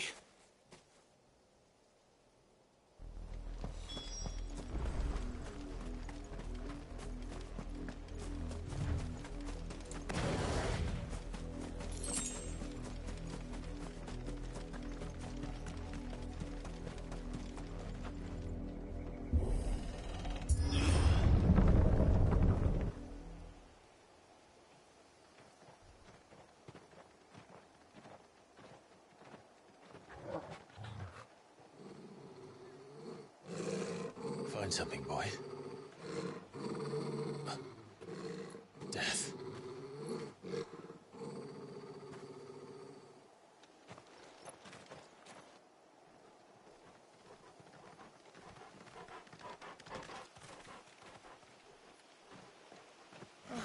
Found her.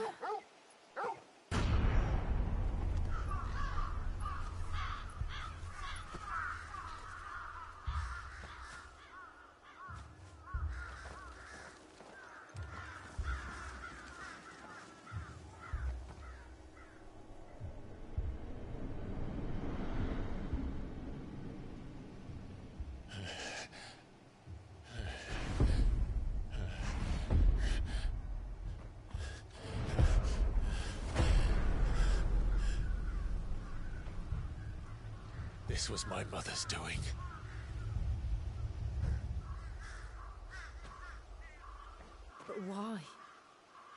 would anyone? I don't know. I never truly understood her. But this... Oh, Clive.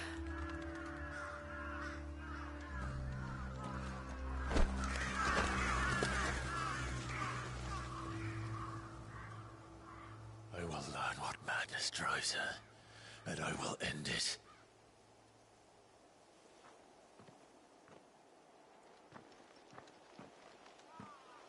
We should go. Yes.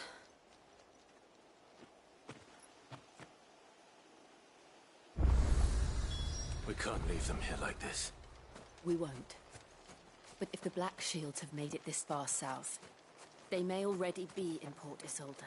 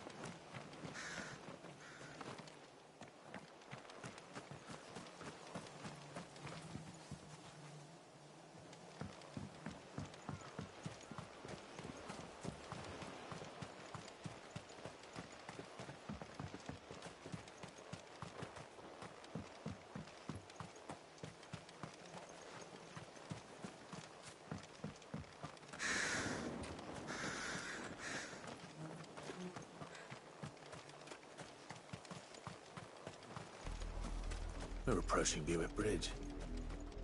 Though I doubt the Empire would let us cross over to Rosabeth.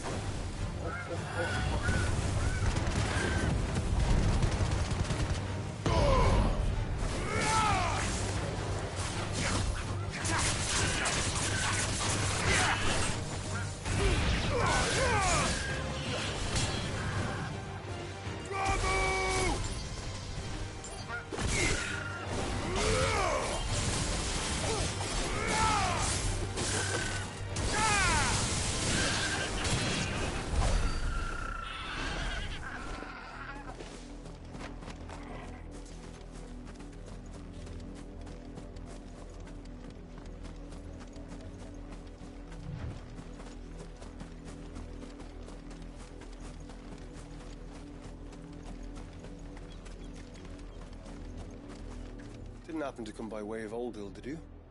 Saw some Imperials clad in black making for the docks just the other day.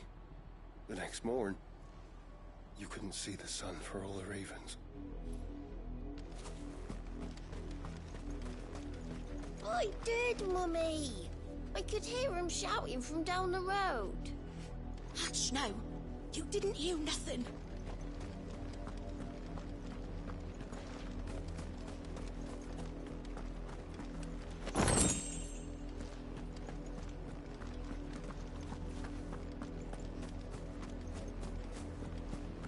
They tell us there's a curfew, but then refuse us passage back to our homes.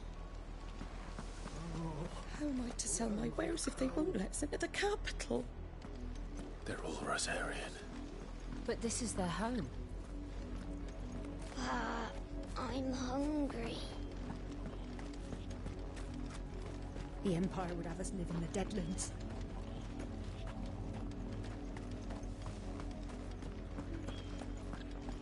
You'll find no succor to the South Travellers, nor beyond the Buet.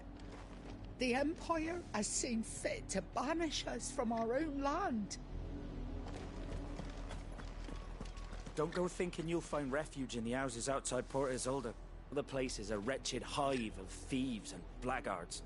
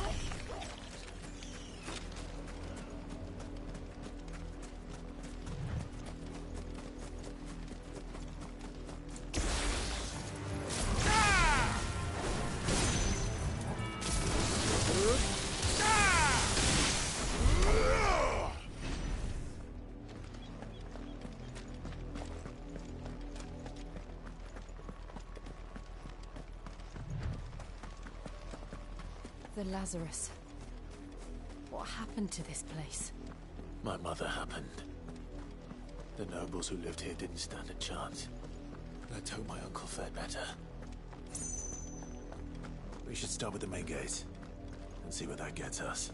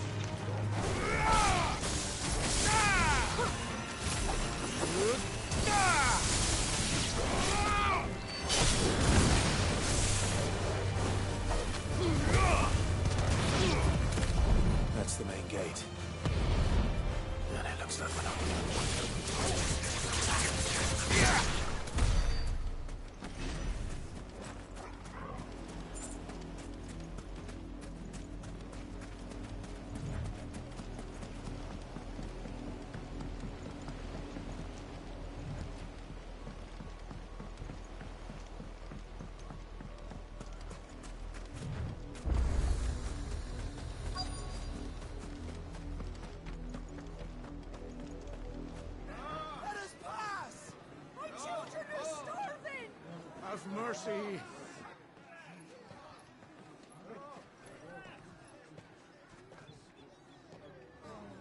Voice-friends dogs they are!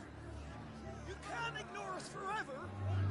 Let us in, or we'll die on your doorstep!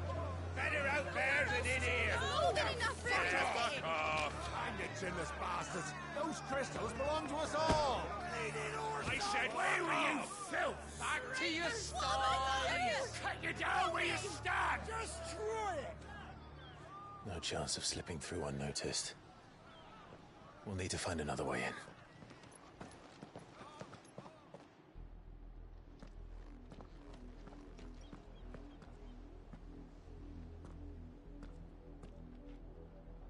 I thought we might be able to reason with the guards. Or at least bribe them. I suspect everyone in that crowd thought the same. Was that the only way in? Officially, yes. Strictly speaking, no. My uncle once told me that the nobles had tunnels built, so that they could visit town without having to walk amongst the rabble. But Lazarus...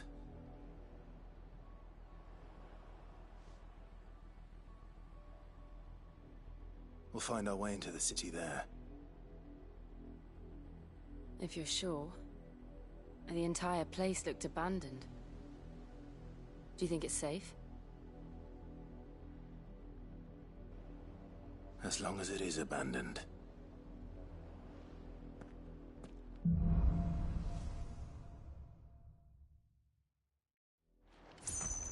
The good news is we haven't seen a single black shield since Old Hill. Maybe they found who they were looking for.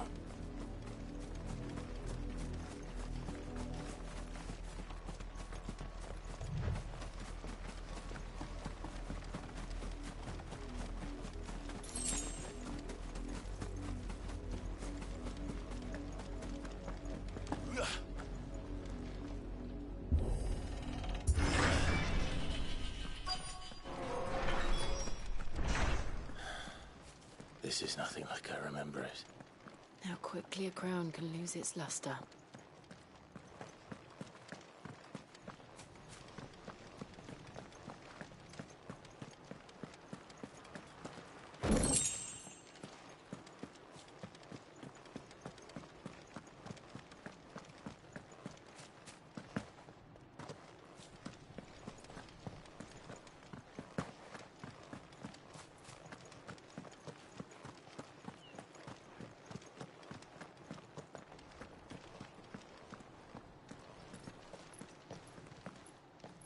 Not abandoned, then.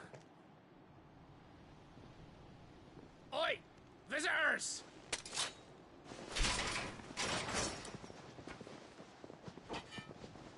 Apologies.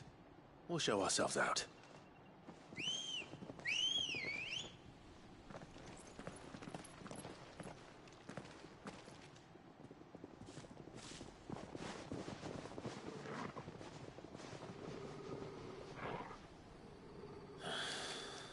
Or not.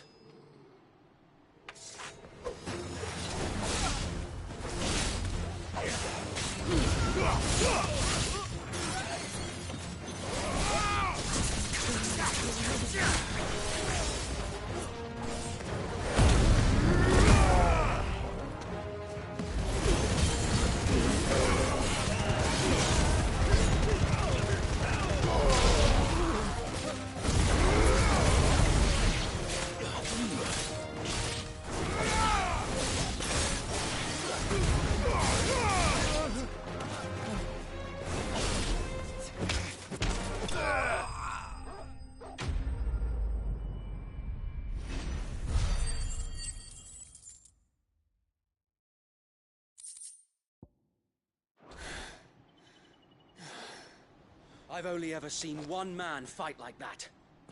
And he's long dead. Then perhaps it's time you joined him. The blessing of the Phoenix. It can't be. I was there when you died. Huh?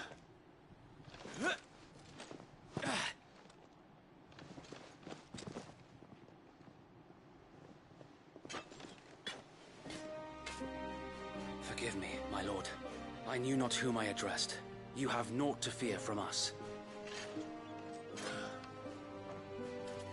Founder, it really is you. It is.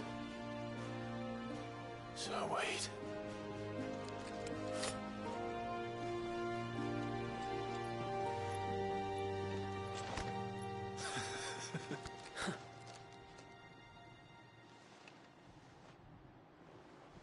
We can speak inside.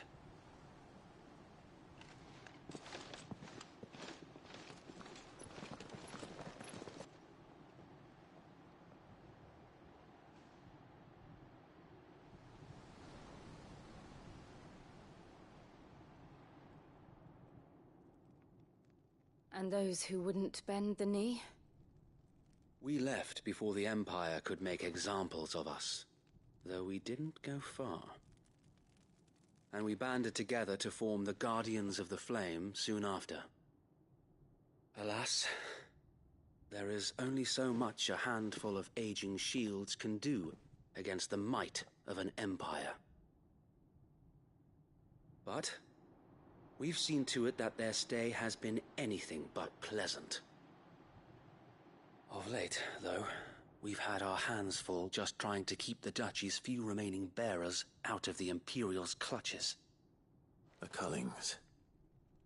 We saw what happened in Old Hill. Aye.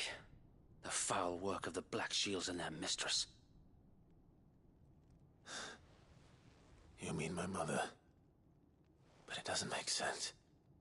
Even knowing what I know about her. Her hatred for bearers was no secret, but she wouldn't have been ignorant of their value to the realm. No offense, my lord, but in case you haven't noticed, the Lady Annabella couldn't care less about the realm. She barely even cares for her own home. That much has been plain since the slaughter at Eastpool. And, since granting the Holy Emperor a new heir, her obsession with bearers only seems to have grown. As to why, I don't know. Maybe she can't bear the thought of anyone having the power to challenge her beloved son. Her son. Sir Wade, the Black Shields have broken camp. They march in full force for Buick Bridge. Then so do we. Make ready.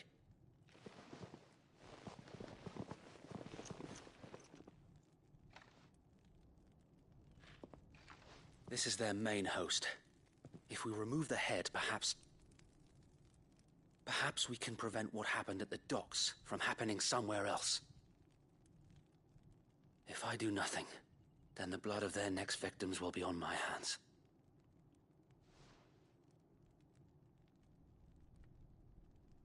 Yours and ours. We too have witnessed the crimes these men who dare call themselves shields have committed in my mother's name. It cannot be allowed to continue. We must put a stop to this madness. We must. So let us go with you. For the good of Rosaria. I was hoping you'd say that.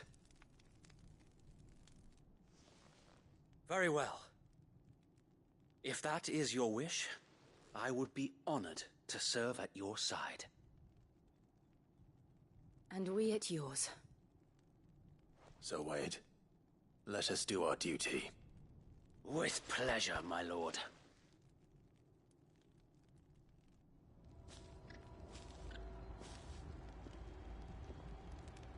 I imagine this endeavor will require more than just our wits.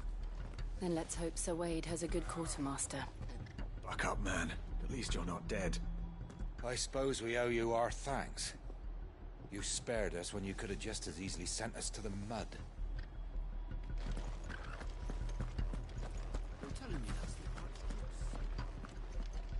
You are welcome to what little we have managed to salvage.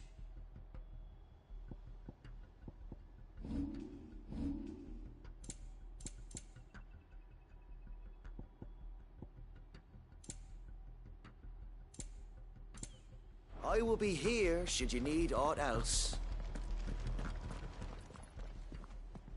Tell us then, Sir Wade. What is your plan? Nothing fancy. You, Lady Jill and I make for Buett Bridge, and provoke the main host at their encampment. Sensing an opportunity to end the Guardians, the Black Shields will call for reinforcements, who will be met from the rear by parties of my brothers hidden throughout the surrounding hills. This will allow us to wage battle on the bridge without fear of being overwhelmed. While the Black Shields have an advantage in numbers, you see, they prefer to fight in small units, which we can use to our advantage. How small exactly? Small enough, now that I have you and Lady Jill for company. I doubt I could have done this on my own. But until we arrived, that was your plan. You haven't changed a bit. So Wade, the bearers from Oldale have been laid to rest. Very good. Now make ready for battle. As you command.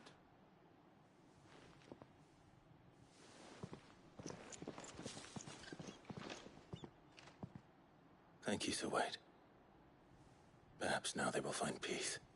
There is but one thing which will grant them peace. Putting an end to the Black Shields. And so we shall.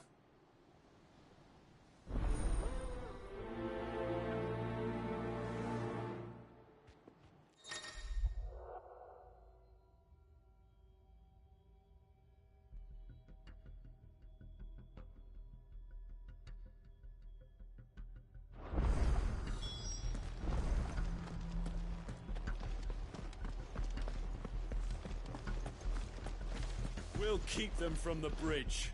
Don't you worry. May the blessing of the Phoenix go with you.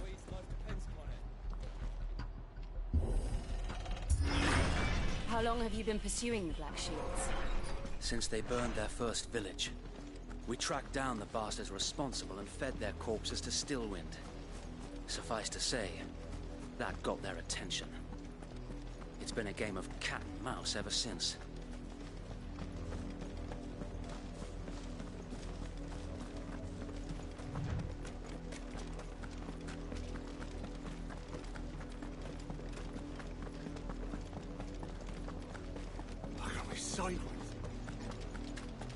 Come along now.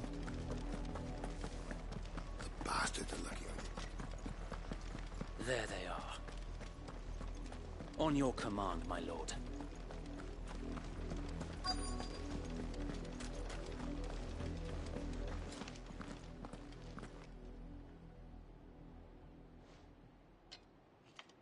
What is it now? I told you! We bear a message for the Vicereine. From the Guardians of the Flame. Ha! You presume to tell us that a pair of filthy vagabonds, a woman and a dog, could guard aught against the might of the Black Shields? Then come! Die along with your flame! For Azaria! For Azaria! Your petty revolution ends here. On these our swords we swear.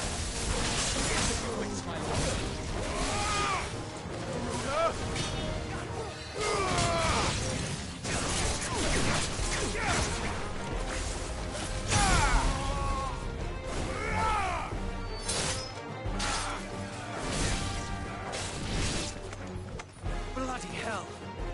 Reinforcements from the far bank! Another wyvern to fight their battle for them. Slow.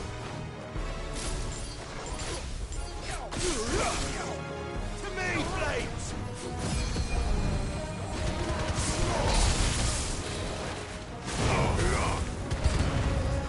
More dragons. Worms. The Imperials aren't taking any chances. I can't let them flatten.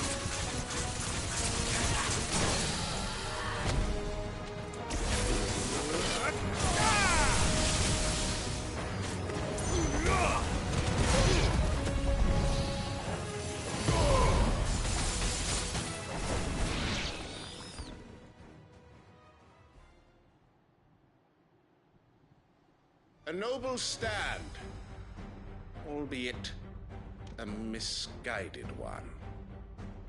In taking it, you have but proven our point. That this land is in dire need of cleansing.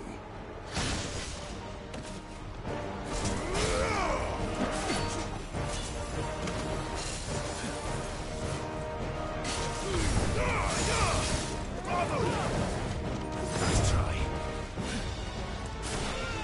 Give me thunder!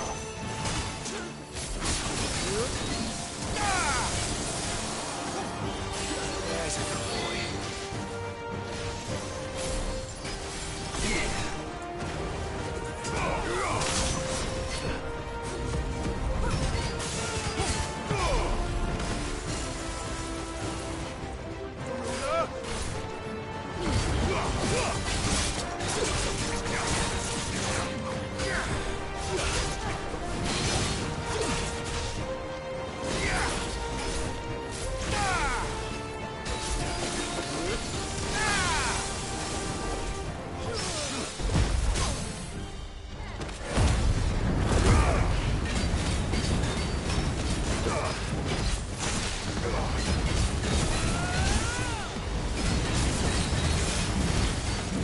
So wait!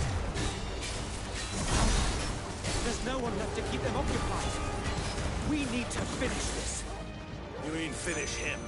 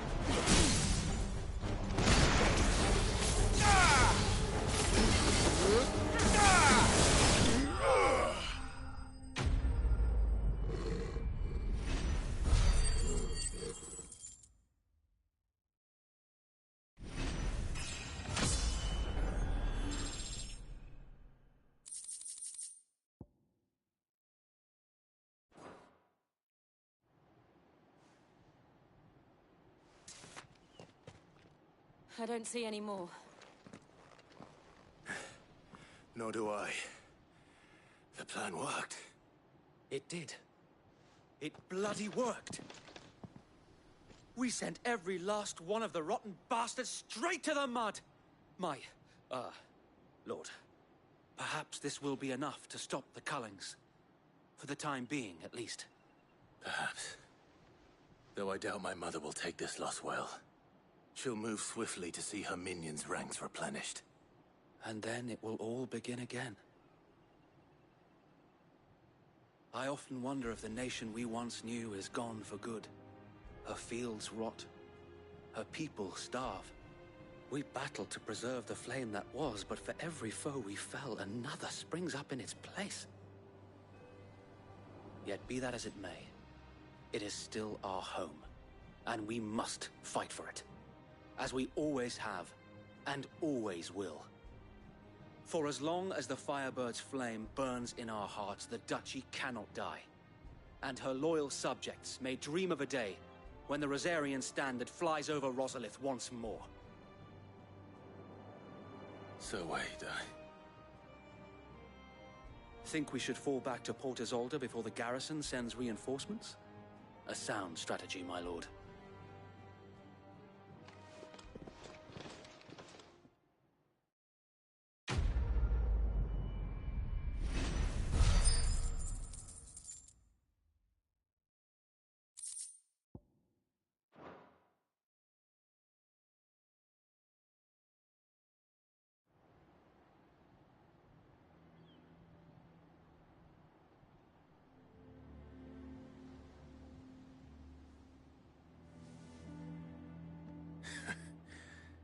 And how long has my uncle been funding you and your comrades' endeavors? Since the beginning. Lord Byron was the first person I turned to after forming the Guardians. And had I known of this tunnel back then, I wouldn't almost have been hanged by the city guard for trying to sneak over the wall. I suppose a formal request for an audience would have appeared suspicious. And appearances must be maintained. Were the Vice-Regency to catch wind of Lord Byron's involvement in our movement, they'd seize his estate and send him to the gallows, where he would be of no use to anyone. And so, though it sickens him to the soul, he plays the part of the loyal lord, knowing that one wrong move might prove his downfall. It is why he remains ever vigilant.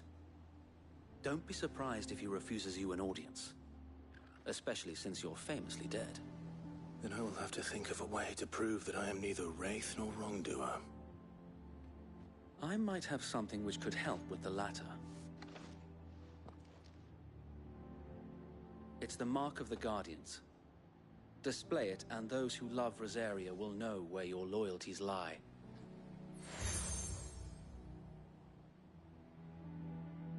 I shall wear it with pride. Be sure that you do. I don't want my men attacking you again. Unless you deserve it. If only Sir Tyler could have been here to see you. Or the Lord Commander. Thank you, Sir Wade. If there is ever anything you need. I know. Go on now, my lord.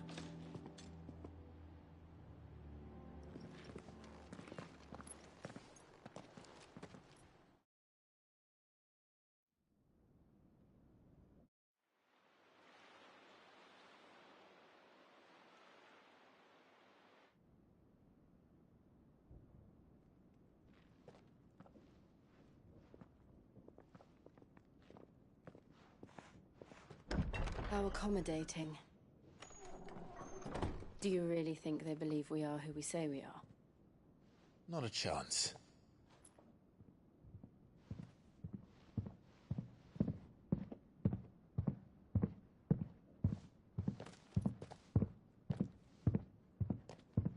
Right, I guess. My uncle believes we're imposters here to rob him. And means to string us up himself.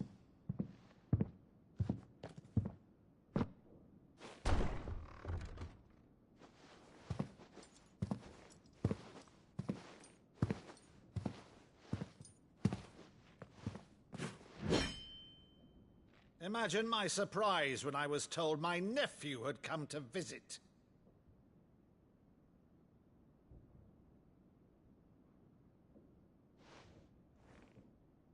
Clive Rosfield died long ago. And for uttering his name here, you shall pay with your tongue!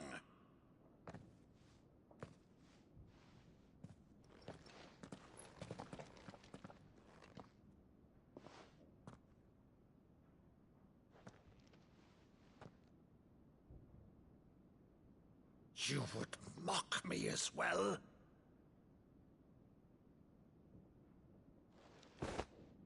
It is I, Sir Crandall of Camelot, loyal servant to Her Serene Holiness, Saint Sybil the Unshod.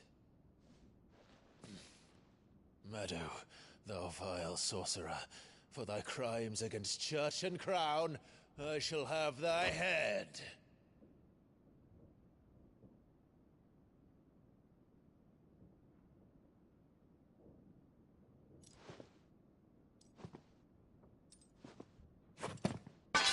Curse thee, infectious flax wench. Even in death, must thou plague me still? Very well. I shall open the gates of hell, that thou might see thy charge once more.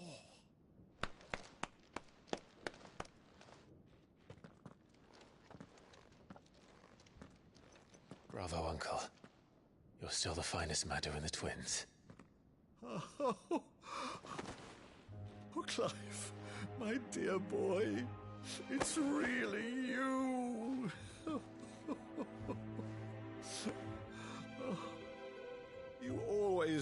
fond of that scene from The Saint and the Sanctuary.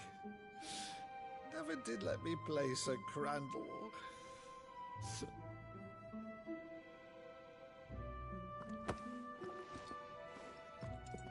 I have a favor to ask, Uncle Byron. Rutherford, inform the kitchens. There'll be guests. We dine immediately. But, Uncle... You can't very well regale me with the tale of your miraculous preservation on an empty stomach. Go on, sit.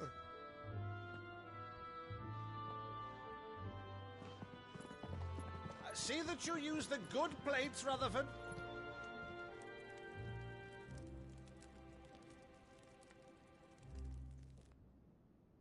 So you arrived late to one of her cullings, did you?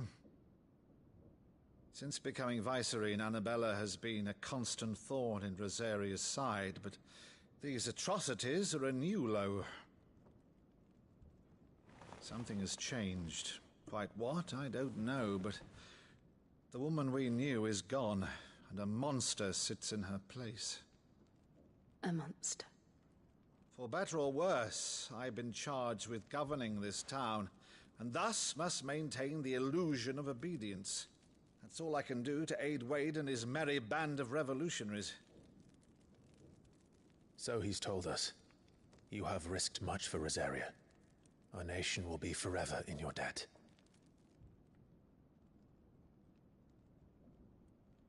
It has been 20 years, Clive. The nation your father and your forefathers fought to defend is no more. Perhaps it would be otherwise had I the courage of my brother.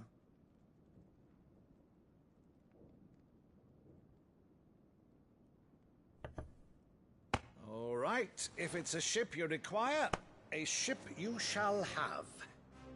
I've a galley in port, but recently relieved of her cargo. She can be outfitted for the voyage in a matter of weeks. So you believe us, then? About everything?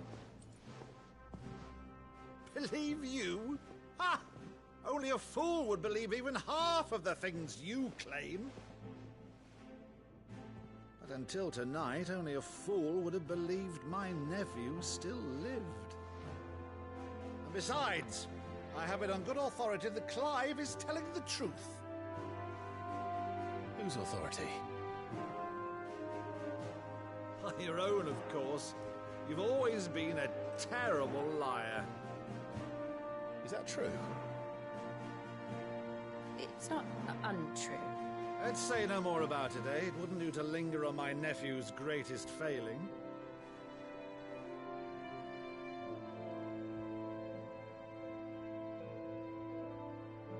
The one thing I cannot believe, though, is all this about you being Sid. You were always such a good boy, but now you're quite the outlaw. Which, if I'm not mistaken, would make me an outlaw's uncle. Right then, who shall we pillage first? Rutherford, fetch me my cutlass. This will be fun.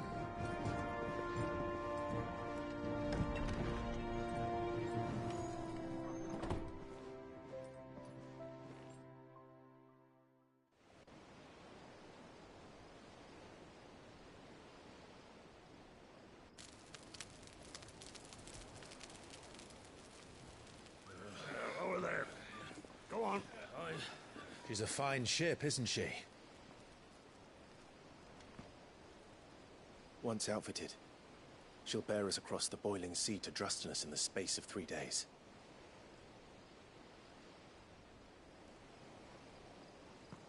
Something on your mind?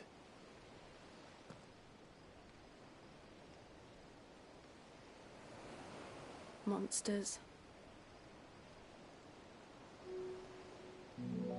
When I served the Iron Kingdom,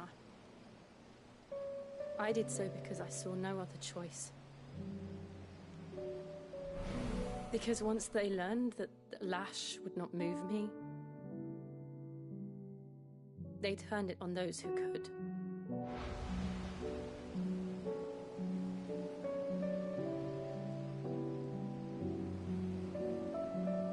so I became their puppet. I let them pull my strings, telling myself it was not my hand that swung a sword, but another's. I removed myself from the truth so I wouldn't feel the pain it caused.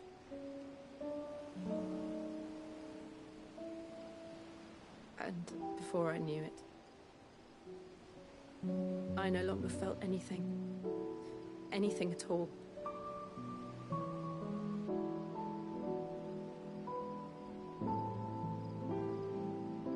I had become a monster.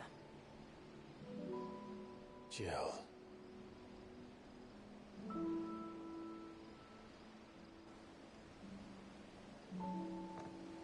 I don't want to be a monster, Clive. Do you understand? I want to choose a different path, a better path. To live on my own terms. But before I can do that, I need to come to terms with my past.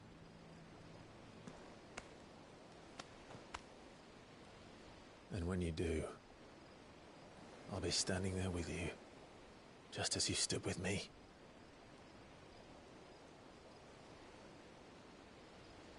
Thank you, Clive.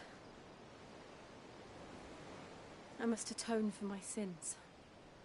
Only then, when it's done, will the monster cease to be.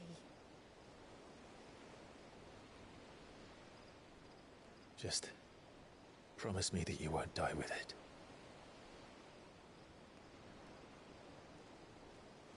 Now, let's get some sleep. The journey back to Benamir is long, and there is much to tell the others.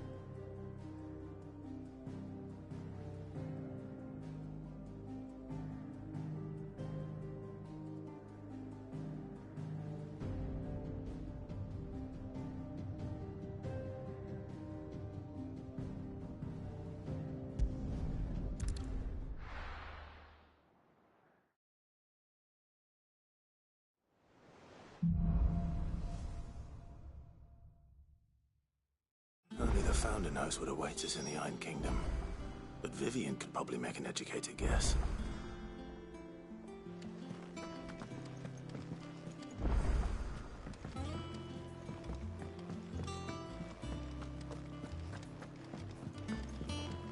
Maeve over there's the best thing to happen to the Hideaway since,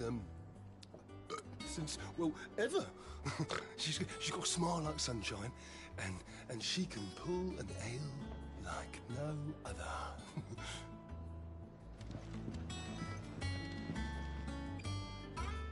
I didn't take you for a scholar, Van. Oh, this? It's Valisthea, a culinary pilgrimage. I borrowed it from old tomes. Seems there's no creature in the realm so foul it can't be cooked up into something delicious. Think I'll stick to the unfoul ones, thanks. Oh, where's your sense of adventure, Sid?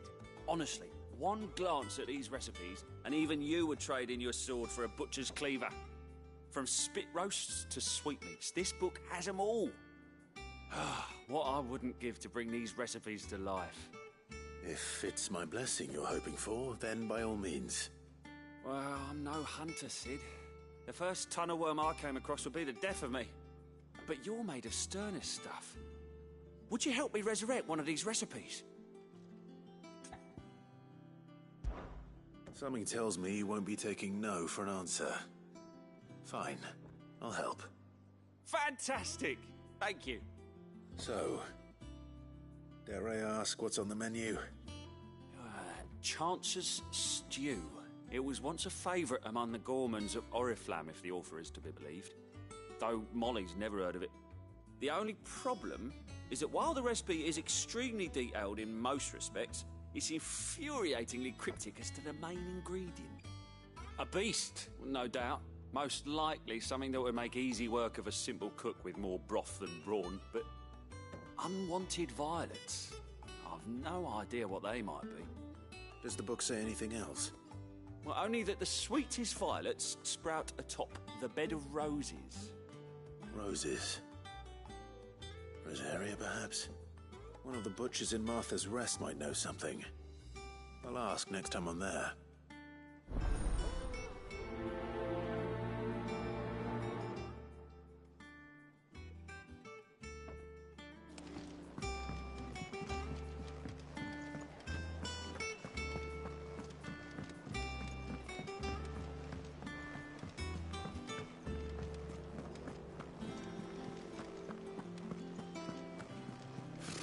Typical nobles. How did we never There are hear? new billets being posted every day. Clive! Oh, am I glad to see you? Is something wrong? It's Blackthorn. He ain't himself. And if I'm honest, he ain't been for a while. That normally it only takes a couple of drinks to perk him back up, but not this time. Something's getting him down. And whatever it is, he ain't telling. It's like he's lost his spark, you know? He's barely got enough fire in his belly to get the ump about stuff. But I'm thinking he might if we both bent his ear, because he respects you, innit? So, what do you say? Fine. If you think it will help. I knew you'd understand. But if he doesn't want to talk, we let him be. I'll open up when he's ready. All right. Now, he'll only smell a rat if we both turn up at once. So, I'll go first, and you can meet us at the forge. Wait a bit, then head over when you're ready.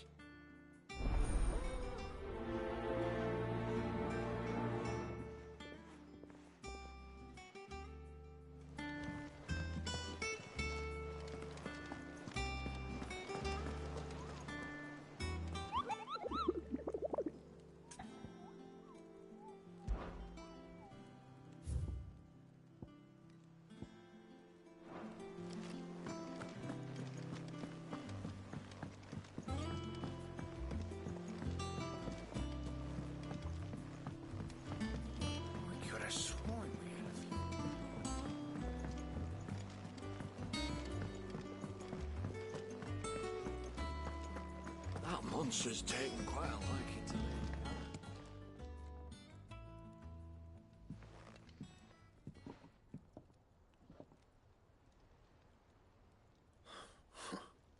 First August, and now you.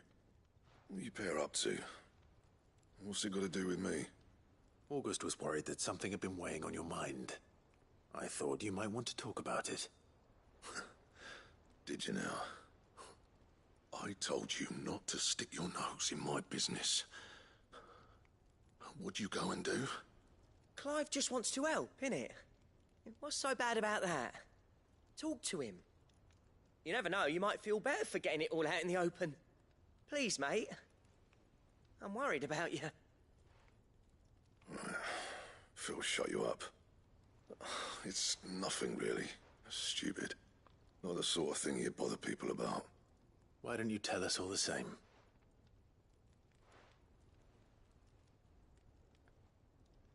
Karen and I have an arrangement. I keep an eye on Goots, and she shows me what the competition's up to. Interesting arms and armor, things like that. Anyway, the other day, she shows me a cuirass she's come by. Masterpiece of level work. Light, supple, and tougher than it had any right to be. Made my stuff look like every clumsy shit. I should have brought the bastard thing there and then just to study it, but I was too proud. And now every time I reach for my hammer, I'm reminded that I'm not the craftsman I thought I was. There. You happy? You got what you came for. Now piss off. All right. We're going.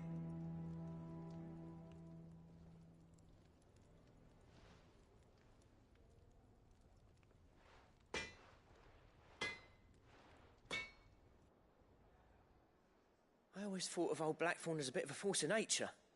Like a storm cloud full of ale. Didn't think anything could rattle him. Least of all a stupid piece of leather. Blackthorn's always taken pride in his craft. Questioning it means questioning himself. Something tells me this is only going to get worse. If he has doubts, it will affect his work, which will only add to his problems. We need to nip this in the bud. I couldn't agree more. He said he should have bought that cuirass. Perhaps we should track it down for him. Assuming you're happy to help, that is. Too bloody right I am. Glad to hear it. First things first, then. We need to speak to Karen.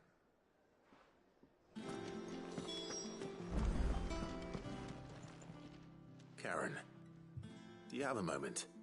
Blackthorn mentioned that you'd recently come by a leather cuirass. An exquisite example of the craft, from what he told us. And he ain't been himself since he saw it. So we thought we'd buy it for him. Sorry, sold it already. Didn't think Blackthorn cared for it the way he turned his nose up. But it was nicely put together, that's for certain. Even if the bloke who made it is a bit of an odd one. Happened across him on my travels. Makes all his stuff to order, but the fella who commissioned it refused to pay. He didn't like the colour of summit. So I took it off his hands for a fair price. You don't know where we might find him, do you? Like I said, he's a bit of an odd one. Doesn't even have a workshop. He doesn't trust hunters neither, which means he spends as much time out tracking beasties as he does working their hides. I see. He did tell me something, though. Apparently, his next commission's for a set of griffin hide greaves. Here, there's a griffin on the hunt board. The curse breakers were placing bets on who'd bag it. Now, where the bleeding hell was it sighted? Somewhere in Sambrec, maybe? Cairnorthern, that was it. Thank you, Karen. We'd be lost without you. At least you admit it. So, it sounds like going after that griffin might be the best chance we have of finding our roaming leatherworker. I'll leave the hunting to you if you don't mind. While you get on with that, I'll ask around the markets. See if I can't sniff out who he is and where he's hiding. Good idea. Hopefully one of us will be able to track him down.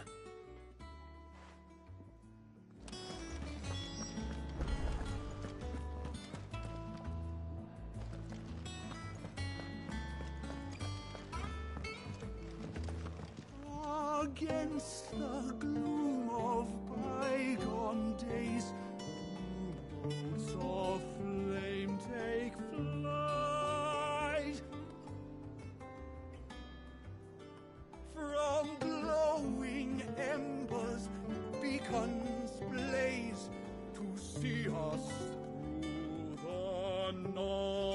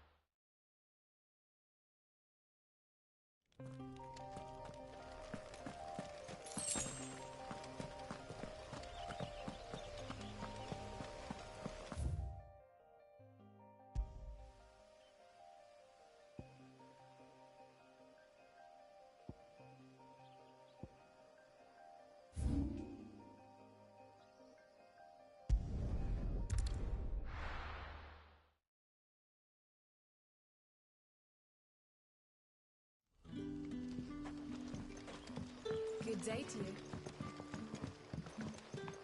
But when can I go on a special errand?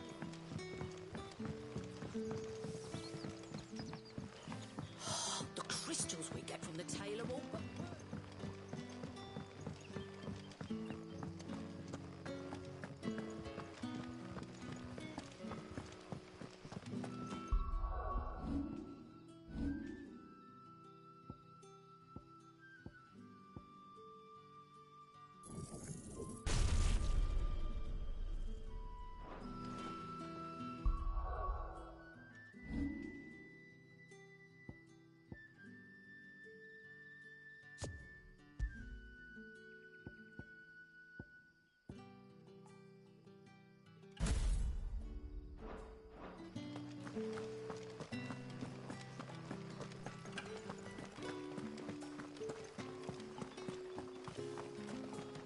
Word is, the Black Shields took a hiding.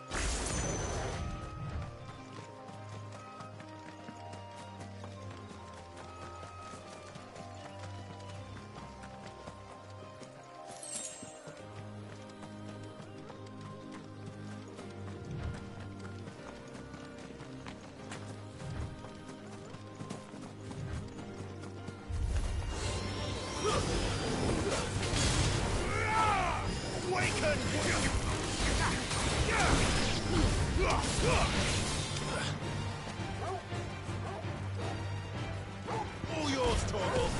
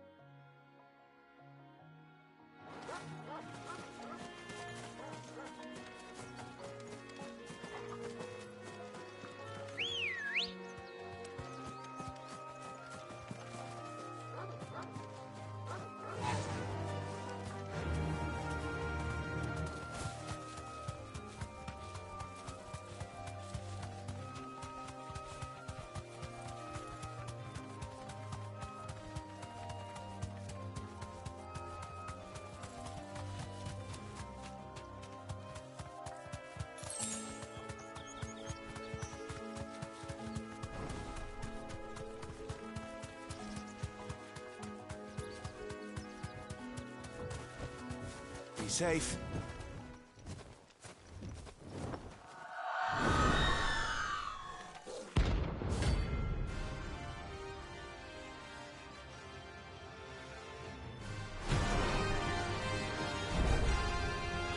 That's what I think it is. This isn't gonna be easy.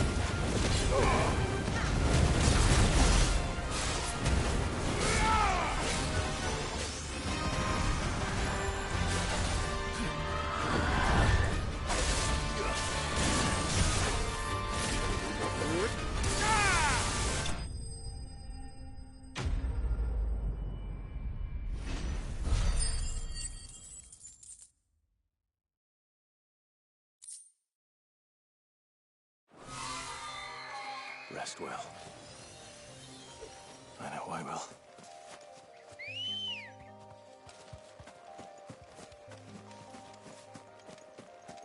Good girl. Yeah!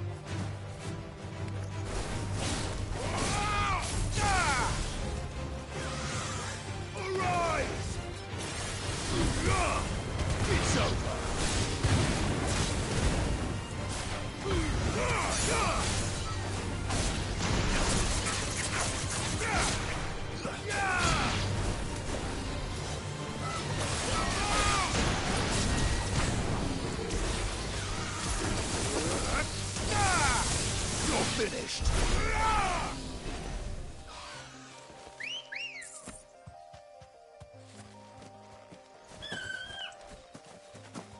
Ready, go?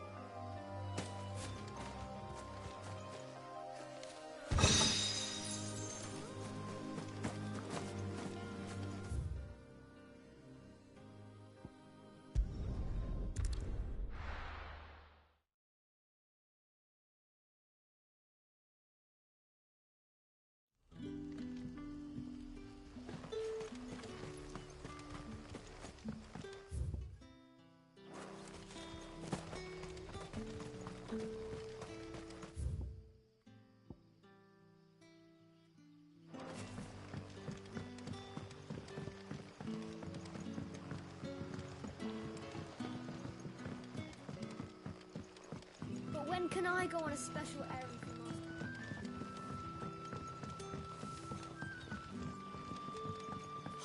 The crystals we get from the tailor all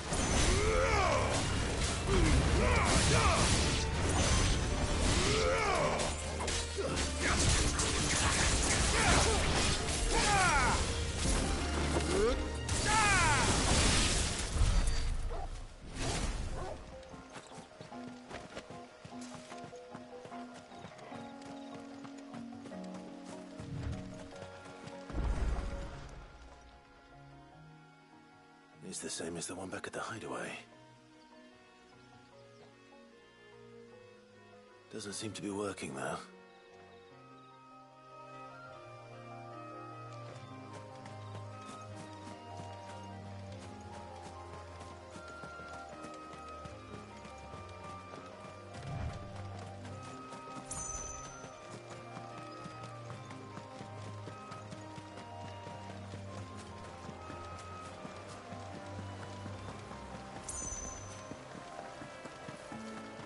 Griffins don't exactly make for easy prey.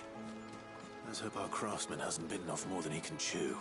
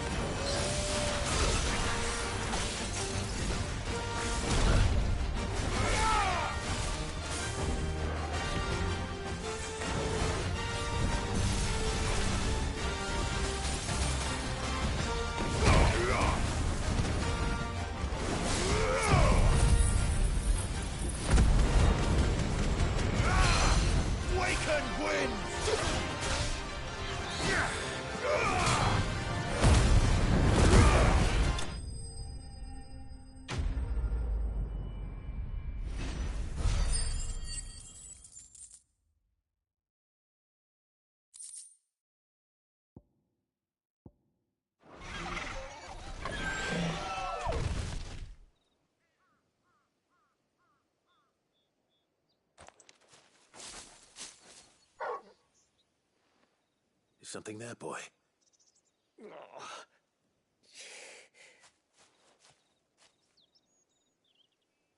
Could that be our man?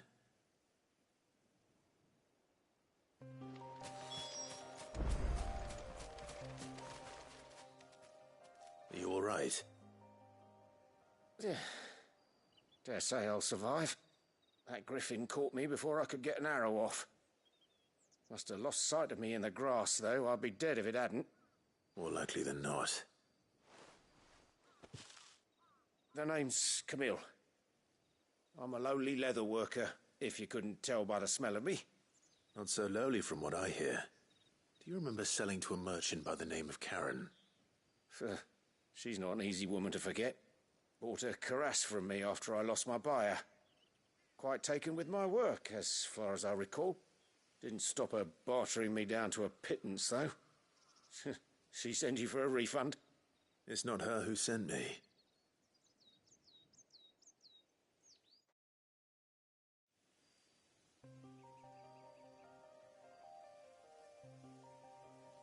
Well, consider me flattered. You should be. He's a master of his art, and not an easy man to impress. Blacksmiths are proud folk. It's a rare thing indeed for one to praise a glorified tanner. And I don't imagine an impressive swordsman like yourself would be getting your steel from any but the best. I'd dearly love to help a fellow craftsman, but... Well, actually, I suppose you could give him this. What is it? Treated leather. Same stuff I used to make that cuirass. If your man's as skilled as he sounds, he'll know what he's looking at. You sure? Well, you did save my life. And thanks to you, I'll be going home with all the griffin hide I can carry. I'd say it's the least I can do. Short of showing him how to make the thing myself, that is. But there are rules against it. Secrets of the trade and whatnot. In that case, I'll see that he gets it. I'd be much obliged if you would. Right. I've got some greaves to make. You send your blacksmith my regards. Will do. And thank you.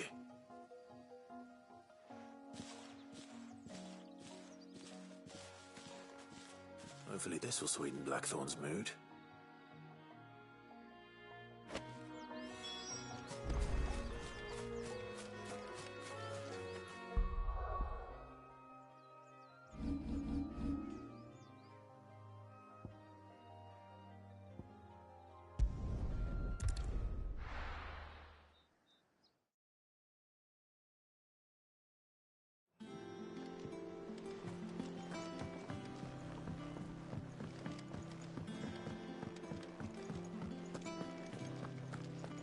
Monster's taken quite a liking to... And with a bit of luck, Clive might even find the geezer. How'd it go, Clive?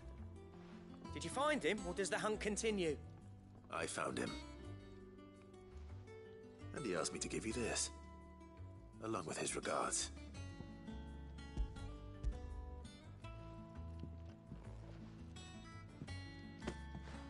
You're joking.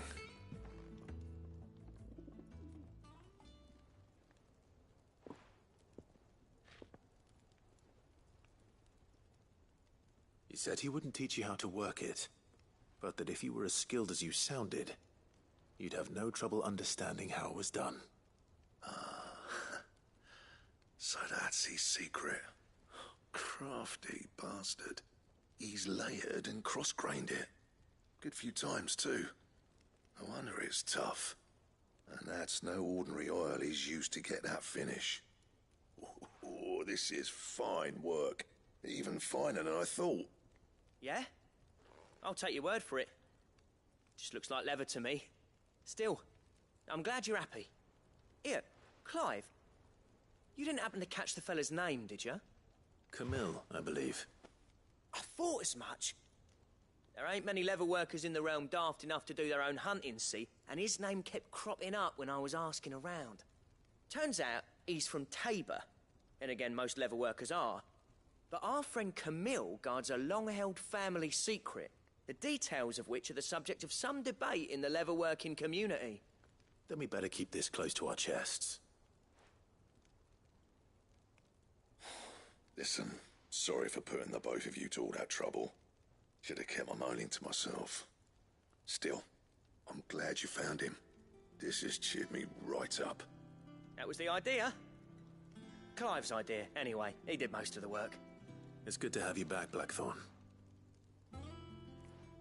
Just don't expect me to go turning out work like this. There's a reason he does his own hunting. He knows exactly what hides to look for. And that's how he gets them to layer up so nicely. And don't get me started on how much oiling this leather would need. But I reckon I can make something about as good. Something a Cursebreaker will have no trouble caring for. Anyway, enough nattering. I've got work to be getting on with.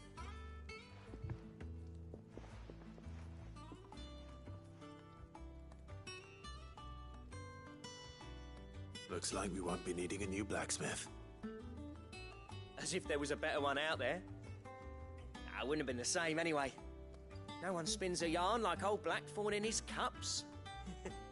Right, now that's sorted, I've got duties to attend to. Thanks, Clive. You've given me my mate back.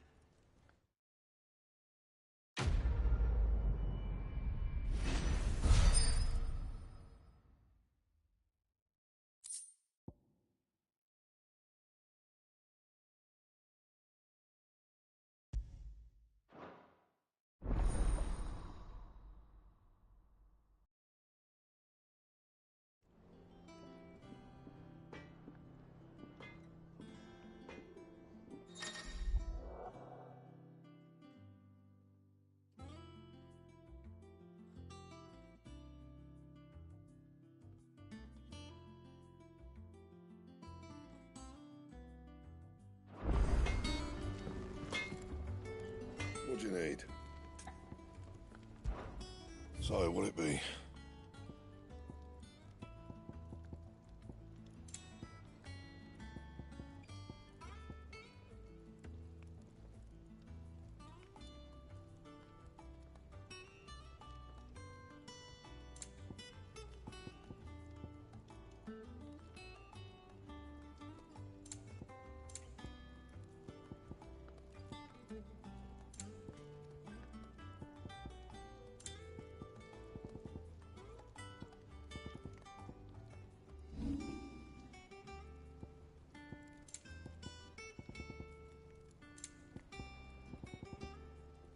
Anything else?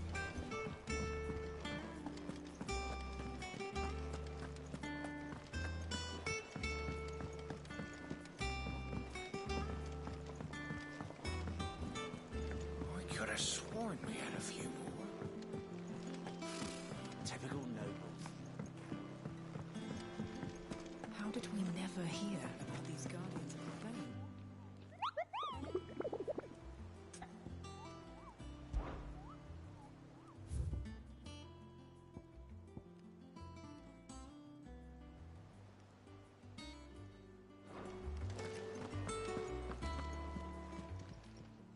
Welcome to the Patron's Whisper. Come to claim your just desserts? Here you are. Best of luck out there, Sid.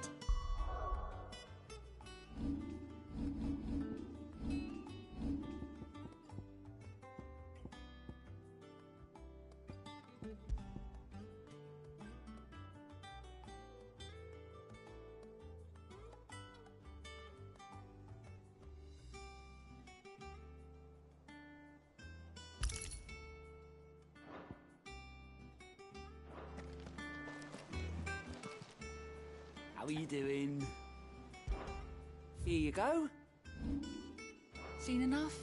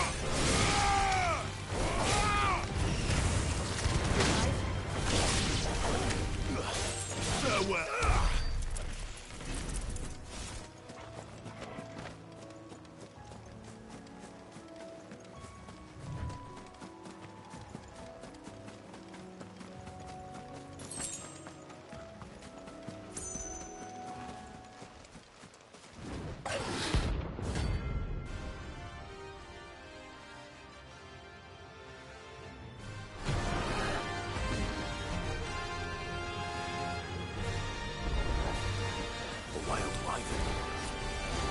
Adversarian.